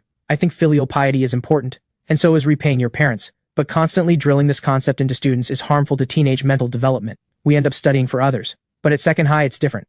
At First High, PE class was free time, but many students would still return to the classroom to study, so students' physical health and fitness suffered a lot. At Second High, PE class requires you to run 800 meters. After that, those who want to play, play. Those who want to rest, rest. It seems less academically intense than First High, but it better fits the principle of balancing work and rest. In my view, Second High's educational philosophy is fundamentally different from First High's. First High may have a slight edge in test scores, but in terms of all-around moral, intellectual, physical, and aesthetic development, including post-graduation outcomes, Second High students may end up doing better. Sir, I haven't been at Second High for long. This is just my personal view. The board leaders nod in agreement. Wonderfully said. This kid is a writer for a reason. His logic, theory, and word choice are all extremely rigorous. A leader half-jokingly says to Dean Price, if we hadn't pulled this kid out on a whim, I'd think you had a prearranged speech. He just laid out the pros and cons of First High and Second High very clearly. Dean Price laughs warmly. That's definitely impossible. Ethan Walker is genuinely outstanding, and more mature in thought than the average student. In this 4-school joint mock exam, his essay also earned a rare perfect score. Strong expressive ability. Dean Price pats my shoulder with great satisfaction. His impression of me improves further. So smooth with words. It sounds like he's praising Second High, but not too obviously. and ending with "I haven't been here long" makes it feel humble to the leaders, not like one-sided flattery. Another board leader pushes up his glasses and laughs heartily. Oh right, there's one more thing. The province is selecting a school as the provincial key demonstration school. The evaluation covers learning environment, college admission rate, faculty quality, and other school conditions. Right now, First High fits the criteria better. If you were voting, which school would you vote for? I deliberately scratch my head pretending to struggle. Sir, I'll be honest. Whichever school I'm at, I hope that one wins. So I'd vote for Second High. Several leaders laugh heartily. Haha, fair enough. Everyone wants their alma mater to win. Right then, I summon my courage. Sir, can I take a photo with you all? It's like this. I'm a bit vain. I want to brag to others that the leaders chatted with me. The board leaders are completely cracked up by this. This kid is too funny. We aren't celebrities. What's there to brag about? I explain innocently, but I think being a board of education leader is incredibly impressive. The leaders find him quite endearing. Plus he's praised them like they're celebrities. A photo to brag about? They laugh. Fine, we'll take one. By the way, kid, your novel is well written too. Keep at it. Aim to become a great writer one day. I immediately take a couple of photos with them and post them to my own WeChat moments. So great, the Board of Education leaders praised me, and even asked me which is better, First High or Second High. In the afternoon, Jason Pierce, who had been on leave, returns to class. Many of his friends crowd around to check on him. Jason explains briefly, then slumps onto his desk. Right then, Leo Carter whispers next to him. While you were gone, Ethan Walker was a total badass. He recounts everything that happened during Jason's absence, even the part about Luna buying me breakfast. I suddenly grab an unopened bottle of milk and toss it over with a smile. Just bought it, how's it going? Jason catches the milk, then drags me out of the classroom and deliberately walks to the far end of the hallway for a private chat. The surrounding classmates are stunned. Wait, when did those two get so close? Sophie can't help but ask Mia gossipy questions. Weren't those two supposed to fight? How are they suddenly chatting like friends? Mia just shakes her head blankly. Even Luna is stunned. Those two are actually laughing together. The results are really good now, lots of real customers coming in. I calculated yesterday we sold 36 orders. After chatting about the current state of the store, I pat his shoulder playfully. Oh, by the way, you should hurry up and ask Luna out, otherwise she keeps bothering me. Jason lowers his head and laughs awkwardly. It's not that I don't want to. You've seen it, I've tried every approach, and it feels like she still prefers guys like you who are smart and have great grades. I smile slightly. Bring up your scores so you outperform her, and maybe she'll start chasing you instead. Jason can't even imagine Luna chasing him. Trust me, Luna isn't that hard to win over. The point isn't chasing, the point is becoming strong enough that she looks up to you. During lunch, I open WeChat moments and immediately laugh, especially the photo with the board leaders, which is flooded with likes. Killer, the Board of Education leaders even asked you which school is better. No wonder you're still stealing the spotlight at Second High. Even Kevin sends a separate message. Just saw your moments while eating. I suspect you did this on purpose, so I screenshot it and reposted on my own moments. Good bro, you killed it. Just then Stacy Quinn, the arts committee rep, walks over. Mia, are you signing up for the talent show the teacher mentioned? Mia shakes her head stiffly and keeps her head down eating. Stacy Quinn hesitates. But you played so well last time. I feel like you're the most impressive talent in our class. It would be such a loss if you don't join. Don't you want to show Ethan Walker your piano skills? Mia blushes bright red. I burst out laughing. It's fine, only sign up if you want to, no one can force you. Stacy Quinn deliberately whispers something into Mia's ear, then Mia bites her lip and softly says, Okay, I'll sign up. Stacy claps with joy. Ha ha ha, amazing. What about you, Ethan Walker? Mia's signing up. This is your last year of high school. If you have talent, don't hide it. I get it now, this arts committee rep is good at sweet talking. And whatever she whispered to the little rich girl, she actually managed to persuade her. I respond, we'll see. If the class really has no sign-ups, I can step up. Stacy Quinn smiles happily. Then I don't care. I'm counting it as you signed up. What's your talent? The corners of my mouth lift. I deliberately glance at Mia and notice she looks curious and expectant. Only then do I answer, magic tricks. Meanwhile, in the First High cafeteria, several teachers are having lunch. Mr. Sullivan, remember Ethan Walker from your class?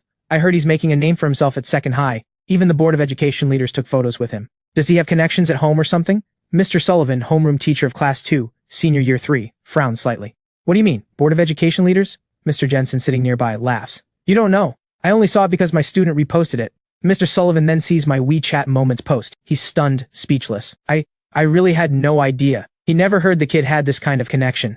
His heart sinks immediately. This isn't going to blow up, is it? He hurriedly finishes eating and asks anxiously, Mr. Jensen, can you forward me this photo? The moment Mr. Sullivan rushes out of the cafeteria, the remaining teachers can't help but gossip and dish. I heard this Ethan Walker dropped out after fighting with him. If the kid really has connections, his senior teacher application might be in serious trouble. You guys don't know? Actually, the student who fought Ethan Walker is. Meanwhile, Mr. Sullivan arrives at the dean's office. Dean Hall frowns and examines the photo.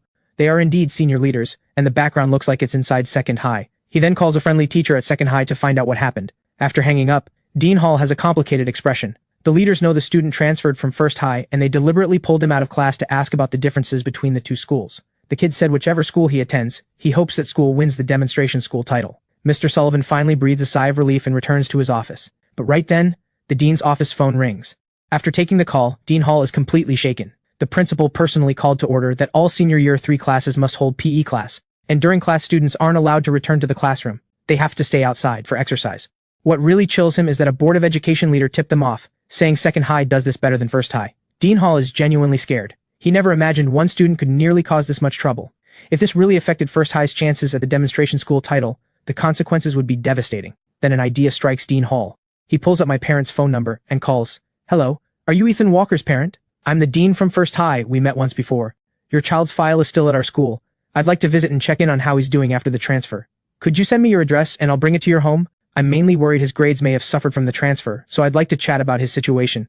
Even though he dropped out, he's still a former First High student. I'll visit your home this weekend. I just got home from school when I overhear this. I smile slightly. Dad, you really think this kind of thing happens in real life? I find it strange too, but he emphasized several times that he'd bring it himself, saying since you came from First High, he wants to understand how you're doing at Second High. I pull out my phone while eating and hand it to Dad.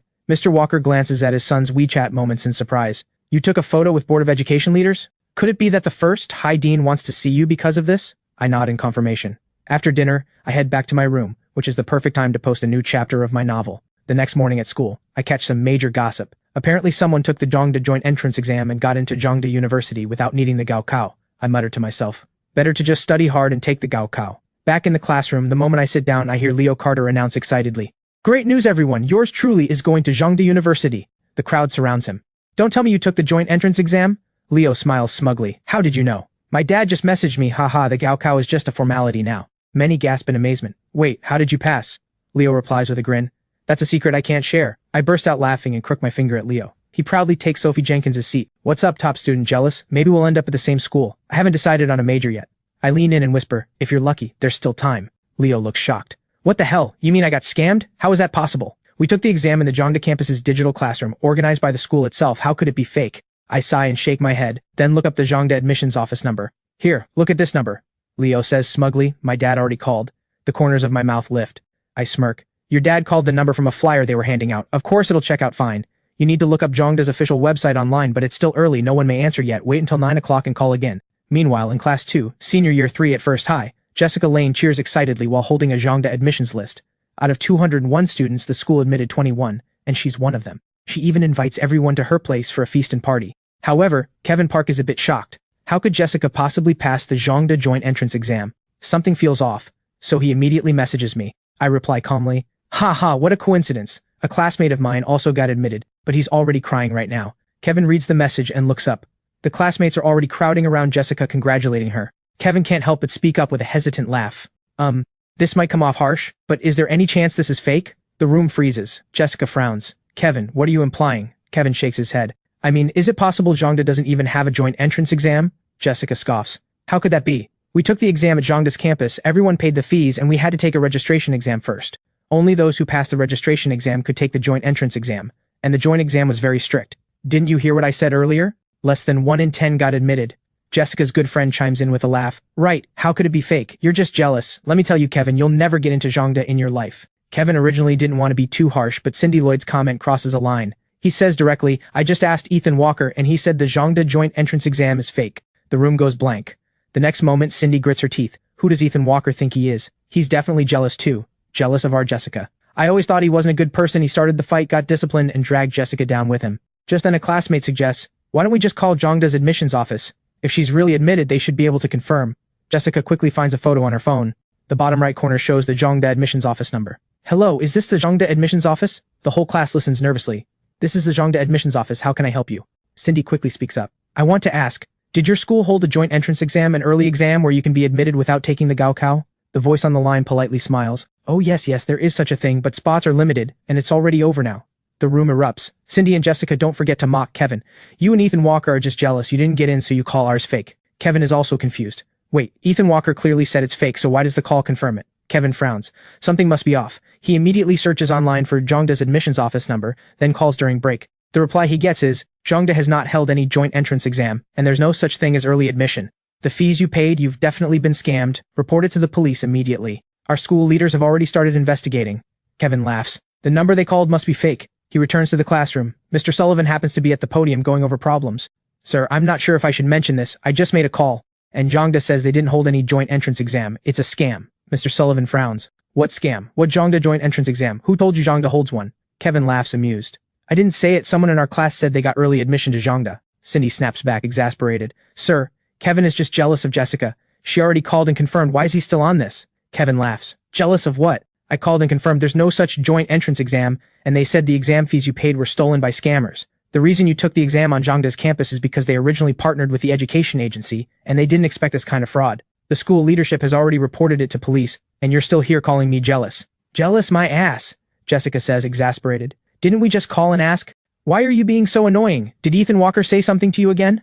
Mr. Sullivan was a bit dazed before, but the moment he hears the name Ethan Walker, he snaps awake. What? This involves Ethan Walker? What's going on? Kevin then explains the whole situation. Mr. Sullivan frowns. There's definitely a problem because as far as I know, Jongda doesn't hold any joint entrance exam. If it did, I'd definitely have told you all.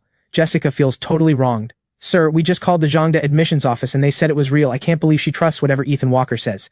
Cindy adds angrily. Right, if Ethan Walker told you to eat dirt, would you eat dirt? Kevin sneers. None of your damn business. I tried to give a heads up out of kindness and got cursed at. He turns around and kicks the door open, walking out. Seeing this, Mr. Sullivan shouts loudly. What's with all this shouting? I'll make a call to check. Then Mr. Sullivan pulls out his phone and inquires about the Jongda joint entrance exam. After hanging up, Mr. Sullivan has a complicated expression. Jessica, come out. I just asked, and there really is a Jongda joint entrance exam thing. Jessica laughs happily. I told you there was, but the next moment Mr. Sullivan keeps a stern face. But it's fake. From what I now understand, Jongda doesn't actually hold any joint entrance exam admissions, but there are indeed many people who took this so-called joint entrance exam. Some training agencies are using the Jongda joint entrance exam name to scam money. I heard the registration fee is very expensive, right? Jessica's eyes turn red, and she chokes up. Sir, how can it be fake? But I don't know either. My mom paid the money. Jessica tearfully explains the whole story. Mr. Sullivan is half amused, half exasperated. There's no such thing as a free lunch in this world. Meanwhile, at Second High, the police have already arrived. Leo Carter explains everything in detail. Ms. Lambert also gathers victims from other classes and has the parents go to the police station together to claim their rights. Leo finally returns to the classroom dejected, unable to even face his classmates. He just talked a big game, and it turned out to be fake. Sophie Jenkins and a few girls huddled together gossiping. I heard someone at First High also found out it was fake. They didn't believe it at first, and there was a fight in class. I pull out my phone and see a message from Kevin. Damn, this feels good. Watching Jessica cry her way out of the office is so satisfying. You have no idea, Jessica and Cindy just pissed me off so much earlier, I might as well drop out. Ha ha ha ha, Second High welcomes you. Honestly, if I could be in the same class as you at Second High, I'd really consider it. It's so boring here. I then tell Kevin about the dean coming to my house on Saturday to deliver my file, and invite a few close friends over for a small gathering on Saturday. Kevin instantly explodes. Didn't the dean fight with you? Plus you beat up his son, and he's still personally delivering your file? In the afternoon, Mr. Ross comes to the classroom. Ethan Walker, everything's ready. Head to the digital reading room shortly, second floor, room 302. Don't be late. A crowd gathers curiously. Why is the teacher calling you to the digital reading room? I explained slowly that the school is holding some kind of open class and invited me as a student guest to share my creative journey. Honestly, at first I thought it was just an open class, nothing major, just bluff my way through. But once I actually arrive at room 302 on the second floor, I realize the place is packed. All year 1 and year 2 juniors. Mr. Ross smiles next to me. You're here. The Board of Education leaders and our school leaders will all come to observe. The open class will be filmed and recorded. Don't be nervous, just follow my lead. A few minutes later, the bell rings. Mr. Ross stands at the podium with a microphone and smiles. Today's open class is on how to make reading and writing your hobby. Many people say they don't like reading, don't like writing essays, right? Anyone here who says they love reading? Raise your hand and let me see. Standing in the guest position, I raise my hand and smile. Me, as long as it's not a textbook, I love reading anything. The whole room bursts into laughter, and the atmosphere lifts immediately. The board leaders whisper to each other, joking around. It's this kid again? This kid really is interesting. Mr. Ross smiles. All right, don't listen to his nonsense, he reads way more than any of you. To help us develop good reading habits and writing skills, our school is officially establishing the Literature Club. He then introduces the Literature Club. Joining the club lets everyone share their favorite books, novels, literary magazines, extracurricular readings, and more. You can find like-minded friends and improve your reading and writing while relaxing. Let me ask, how many of you have read Campus Dropout on the Second High Forum? Raise your hands. The juniors all raise their hands. Mr. Ross smiles. See, you do love reading, just not textbooks. He smiles slightly again. So who knows who wrote Campus Dropout? Discussion ripples through the room. He continues smoothly with a smile. Now please welcome our Literature Club's special guest, Ethan Walker, author of Campus Dropout. From Class 4, Senior Year 3, please come to the stage. Thunderous applause breaks out. The students below all stare wide-eyed at me on stage. The moment I step up, the whole room erupts. Hello everyone. I'm Ethan Walker from Class 4, Senior Year 3. I goof off, don't love studying, please don't follow my example. Look at the big screen. This is my 4-school joint mock exam score sheet. I put my score sheet right on the PPT, opening with my star student scores on full display. I stand on the stage and smile. Why do I show my scores first? Does any junior know the answer? Raise your hand. Soon a boy gathers courage and raises his hand. Senior, you want to tell us that you write novels not because you're wasting your potential, but because your grades are already great. And since your Chinese and math scores are both high, your novel has both good writing and strong logic. I laugh, amused. Wrong. Completely wrong. The reason I show my scores first is just to show off. To tell you all that the person standing on this stage is your senior, whose scores are way ahead of yours. So tell me, am I a beast or what? The students below instantly erupt. Beast, absolute beast! Mr. Ross panics. He grabs the microphone and laughs. Hey, watch your language, especially you, Ethan Walker, what are you saying? The leaders are watching. The students laugh. The leaders shake their heads, half amused, half exasperated. The principal even proactively explains to the nearby leaders. I continue smiling. Okay, back to the main topic. Bragging aside, since I'm invited as the Literature Club's guest to share my creative journey and so-called insights, I have to give you all some real takeaways. Here's a mantra you can write down. It's just 3 lines. Do simple things repeatedly. Do repeated things persistently. Do persistent things joyfully. What does do simple things repeatedly mean? Why do I tell you to do simple things instead of tackling difficult ones? Anyone know? 2 girls raise their hands, but I shift gears with a smile. Stop raising hands, I'm not going to let you answer. The bragging, I have to do it myself. More laughter erupts. The students laugh. I narrow my eyes and smile. There's a saying, everyone has their gift, born with talent, must have use. Everyone has their own strengths. Some excel at sports, some at painting, some at music, and some at bragging. So here's the question. In the field you're good at, doesn't the work seem simple? For example, scoring 140 in Chinese, is that hard? The juniors shout, hard! I cluck my tongue and laugh. What's simple for me is hard for you. What is this? This is talent. The students are completely entertained. Even the board leaders can't help laughing. They shake their heads and whisper to one another. This kid really has a way with words. I continue. Do simple things repeatedly. Doesn't mean every simple thing, but things that are challenging for others yet relatively simple for you. These are the things you should repeat. Don't think they're boring, dull, or unchallenging, because the moment you abandon these so-called simple things to chase difficult ones, you essentially abandon your innate talent and throw away your true strength. The leader's eyes light up. This perspective is genuinely interesting. As my speech continues, thunderous applause breaks out from the students. Even Mr. Ross can't help but nod. No wonder he's the perfect score literary star student. Even the Board of Education leaders and the principal in the back row laugh and applaud. Brilliantly said. Much better than what I heard at the past several schools from those teachers. After the open class, the leaders smile as they leave, repeatedly praising my talent. I instantly gain a lot of fans across the school. Several girls gather courage to come up and ask for my contact info, but I wave them off and decline. Mr. Ross then praises me on the side. Kid, you're impressive. The principal says this open class will be recorded and posted on the Second High official website for promotion. Too bad you're already in senior year 3, otherwise the Literature Club president position would have been yours. Sure enough, that same night the video of my speech is posted on the school forum, even pinned and highlighted. A flood of Second High students rushes in to watch the video, leaving all kinds of comments. So you really wrote the novel? I'd have your babies. But no one realizes this senior year 3 student, envied by so many classmates, is at this very moment doing something his peers wouldn't dare imagine. Because I'm hiding in my room, picking out new Mogu lingerie designs, preparing for a big Christmas promotion. But the upfront investment has nearly drained Mia Bell's savings. The $280,000 is down to just over $50,000 now. The next day, while taking the bus to school, I unexpectedly run into 2 familiar faces. I look at the figure that left such a deep mark on my last life. I ask, did you get the Zhangda money back? Wow, how can people be so cruel these days? Jessica Lane lowers her head and walks slowly toward me, whispering, I'm sorry, thank you for warning us, otherwise we might not have caught on this quickly. Just then, the bus jolts. Jessica grabs my arm to steady herself. She looks at me with pitiful eyes and softly says, Are you free on Christmas? I know you must still be angry, but I want to treat you to dinner and apologize, okay? She lifts her head and blinks her big eyes. I have to admit, Jessica is genuinely a very pretty girl. Her wide-eyed and helpless tone even leaves the boys on the bus stunned, but it has no effect on me. I frown and reply, not free. Jessica shakes my arm playfully. Come on, I know I was wrong, don't be mad anymore. Cindy Lloyd also pleads from the side. Look, Jessica's already apologized, give her a chance. Guys shouldn't be so petty. Honestly, with these 2 pulling this routine, a softer-hearted guy might genuinely fall for it. Who knows how much POA gaslighting I endured in my last life. When I finally found out that Jessica was with Brad Stone and even getting married, I completely fell apart. Looking at this so-called first love class queen now, I genuinely feel nothing. In fact, aside from Jessica's decent looks, she gives me less of an impression than Luna Knight, so I firmly refuse and step right off the bus. Since Christmas is coming, I write a note and pass it to Mia Bell.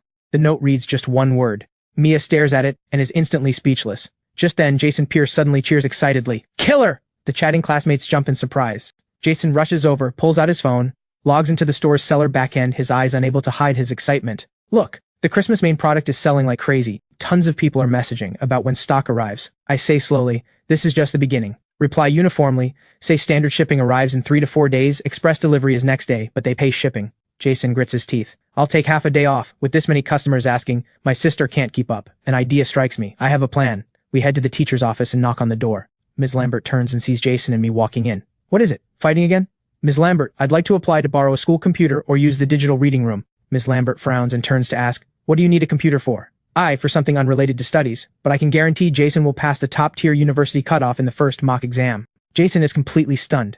He nervously pulls me aside and whispers, top-tier cutoff? How? I can't do that. Watching this, Ms. Lambert laughs and immediately teases, look, even he doesn't believe you. And you expect me to? If you said you could pass the cutoff, fine, but how is Jason going to? His English is weak, his Chinese is behind too. Wait, everything he's weak in, you're strong in, right? You're going to tutor him. Ms. Lambert, not only will I tutor him, I'll make sure he passes the top-tier cutoff in the first mock exam. Ms. Lambert rolls her eyes at this kid and laughs teasingly. It's not your call to make, what if he doesn't make it? And what exactly do you want the computer for? Jason grits his teeth. Forget it, Ms. Lambert, I'll take half a day off, say there's a family matter.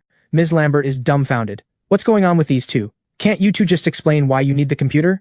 If I don't approve this, you'll take leave, and if I don't approve that either, are you going to skip class? Jason responds, yes, if you don't approve, I'll have no choice. Ms. Lambert stands up in frustration. She drags us both into the hallway to scold us. Ethan Walker, you explain first what's going on. If you can't explain it clearly, don't even bother going to class until you do. Jason is also confused. He has no idea what I'm planning, and I even claim I'll get him to pass the top-tier cutoff in the first mock exam. He's still 40 or 50 points away from the second-tier cutoff. Right then, I suddenly speak. Ms. Lambert, I can tell you, but you have to keep it secret. Ms. Lambert sighs helplessly. Fine, I promise, spill it. The next moment, I open my Mogu lingerie store and hand her the phone. The moment Ms. Lambert sees the Mogu lingerie, her face turns red. She scolds, you kid, looking at this stuff, she's completely thrown. Sneaking peeks is one thing, but showing it to the teacher? Jason's eyes go wide too. Holy crap, no way, showing the teacher. How can you do that? It takes me over 10 minutes to explain the whole story. Ms. Lambert sighs in surprise. You really shocked me. So young, why open a store of all things? And selling that kind of product. Thinking about those Mogu lingerie photos, even she as an adult feels her cheeks flush. It's hard to imagine this kid is actually the store owner. If Jason had done this, she'd still be shocked, but at least understandable. But it's me, the model student, doing this, and the contrast is just too jarring. I respond with a smile. Ms. Lambert, this doesn't violate any school rules, so whether you approve or not, Jason will take leave anyway. I think it's better to give him a computer and let him stay at school so he can use the 15-minute breaks, lunch, and meal times. This way his studies are minimally affected. I know this isn't standard procedure. If I were at first high, I wouldn't dare say this. But this is second high, and my homeroom teacher is you. Ms. Lambert bursts out laughing. What about me? Does that mean I'll definitely agree? I answer firmly, yes. I trust you, Ms. Lambert. You're a teacher who genuinely puts students first in the truest sense. Ms. Lambert is half amused, half exasperated. All right, don't put me on such a pedestal. Your sweet talking is really something else. I can bring an extra one from home. Just come find me at the office during break. The issue is, what if other people ask? And the products your store sells, it wouldn't be good for other students or teachers to see. She rolls her eyes at me. An idea strikes me. The library. Park the computer in the library, and Jason can head straight there during breaks.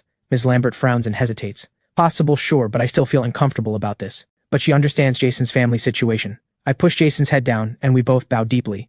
Thank you, Ms. Lambert. Seeing this, Ms. Lambert is out of options. She sighs. Fine, let's do it. On Thursday, I open the seller back end, and revenue has surpassed 300,000. While Jason is still buzzing with excitement, I say, half amused, half exasperated. Don't get too excited. We have another problem. 300,000 in orders means we need to front the cash for inventory before shipping, otherwise how do we ship? Jason finally panics. Right. I was just about to mention that. I just tried. The system says my bank card has no funds, so a lot of orders can't be drop shipped. What do we do? I'll figure something out. Wait for my word. I know Jason can't help here, since any money he had was already borrowed for hospital bills and the car accident compensation. What now? Come clean to my parents, tell them their son is making it big now, hundreds of thousands in daily revenue? I immediately reject the idea. Right then, Mia suddenly sends a message. What are you up to? My eyes flicker, and I reply, thinking about a certain someone. Do you have any more money? Mia replies, I don't have any, I gave it all to you. Reading the message, my mind goes blank. I have no idea what to do, since I already drained her savings. But 10 minutes later, Mia sends another message with a string of numbers. The moment I see it, 2 words escape my mouth, absolute legend. I stole my dad's card, there should be money on it. My head buzzes. Now I finally understand why Mia got scammed by sleazy guys in my last life. She's just too clueless. How can a girl be this cute and clueless, even stealing her family's bank card? I reply, what if they find out? Will they call the cops on me? No way, my dad has tons of cards. He probably won't notice one missing. Just deposit the money back when he eventually finds out. I'm seriously about to cry from being touched. If I don't cherish this little rich girl, I'm a total idiot. I immediately rush to the bank ATM outside, tap the card insertion menu, then select balance inquiry. If I hadn't checked, I wouldn't have known. One look and I'm shocked. Ones, tens, hundreds, thousands, 10,000s, 100,000s, millions. The card has 1,450,000 on it. I swallow hard. That means counting everything from the little rich girl's full savings, I've taken nearly 2 million from her. Friday morning I take the bus back to the school gate and bring breakfast for Mia. Back in the classroom after waiting a while, Mia and Sophie finally walk in. I lean close to Mia and whisper, "Too many eyes watching, otherwise I'd feed you myself." Mia blushes and lowers her head, munching away. 2 math periods later, Leo Carter grabs a basketball and rallies a few classmates to head out for a break. Jason responds, "You guys go, I'm heading to the library." He grabs some books and worksheets and heads out. The crowd reacts, "Yeah, right." But Jason really does go to the library. Everyone is stunned. Not only that, every break afterward, as long as he has time, Jason heads to the library to study. This dramatic shift makes the classmates question reality. A few minutes later, Miss Lambert walks in and smiles. Before class starts, an announcement. We discussed the study group idea a few days ago, and Ethan Walker pointed out limitations to that approach, so I went ahead and assigned the groups based on my earlier proposal. But right then I raised my hand. Ms. Lambert, I suggest each student joins no more than 2 study group subjects. That way everyone's study focus is clearer, and the student tutors aren't overwhelmed. Otherwise 30 or 40 classmates all coming to ask, no one can handle it. Ms. Lambert looks pleased. Sure, let's do it that way. Meanwhile, at the police station, the criminals have been caught. A huge group of parents scammed by the training agency gather, complaining loudly. Why can the second high parents get their money back, but us from experimental high and Huashi high can't? The police station erupts into chaos. An officer sighs and shouts loudly, "First, your money isn't unrecoverable, we're working on it, but it takes time. Second, because a second high student reported it, we froze the fraud ring's bank cards immediately. But this agency is clever. They split the tuition fees from your different schools into separate accounts.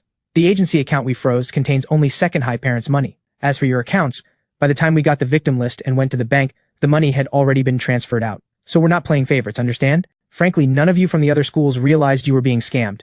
The other school had someone who caught on, and that's how they saved the money. Do you understand now? And second high parents, don't thank me. If you want to thank someone, thank the student who reported it. If that student hadn't spotted the problem, your money would have been transferred out too." The officer checks the file records and then says, "The reporter's name is Ethan Walker, a high schooler. The victim he registered is Leo Carter, a student from class 4, senior year 3 at second high." Strange. Why is Ethan Walker's school record under first high? The officer gasps. A first high student reported it for a second high student. The parents are dumbfounded. Huh? Several first high parents are stunned. This isn't right. A whole group of first high victim parents fume in anger and immediately decide to march to the school together to demand answers. Half an hour later, over 20 people arrive at the first high gate, cursing as they walk, until they reach the senior year 3 teacher's office. The teachers are terrified. The students also watch curiously. Seeing this, Ms. Quinn rushes up to calm them. "Take it slowly. Who exactly are you looking for? Which class? What report?" Several parents step forward indignantly and ask, "Do you know which class Ethan Walker is in?" He knew the Zhangda exam was a scam, and yet he reported it for a second high student without saying a word to the first high students. The police now say only second high money can be recovered. They said Ethan Walker is a first high student. Who's Ethan Walker's homeroom teacher? Step forward. Hearing this, Ms. Quinn immediately picks up her phone and calls Mr. Sullivan. Soon, Mr. Sullivan returns to the office. Seeing this huge crowd, he freezes too. "Who's looking for me?" The parents immediately rush up and surround him. "You're Ethan Walker's homeroom teacher, right?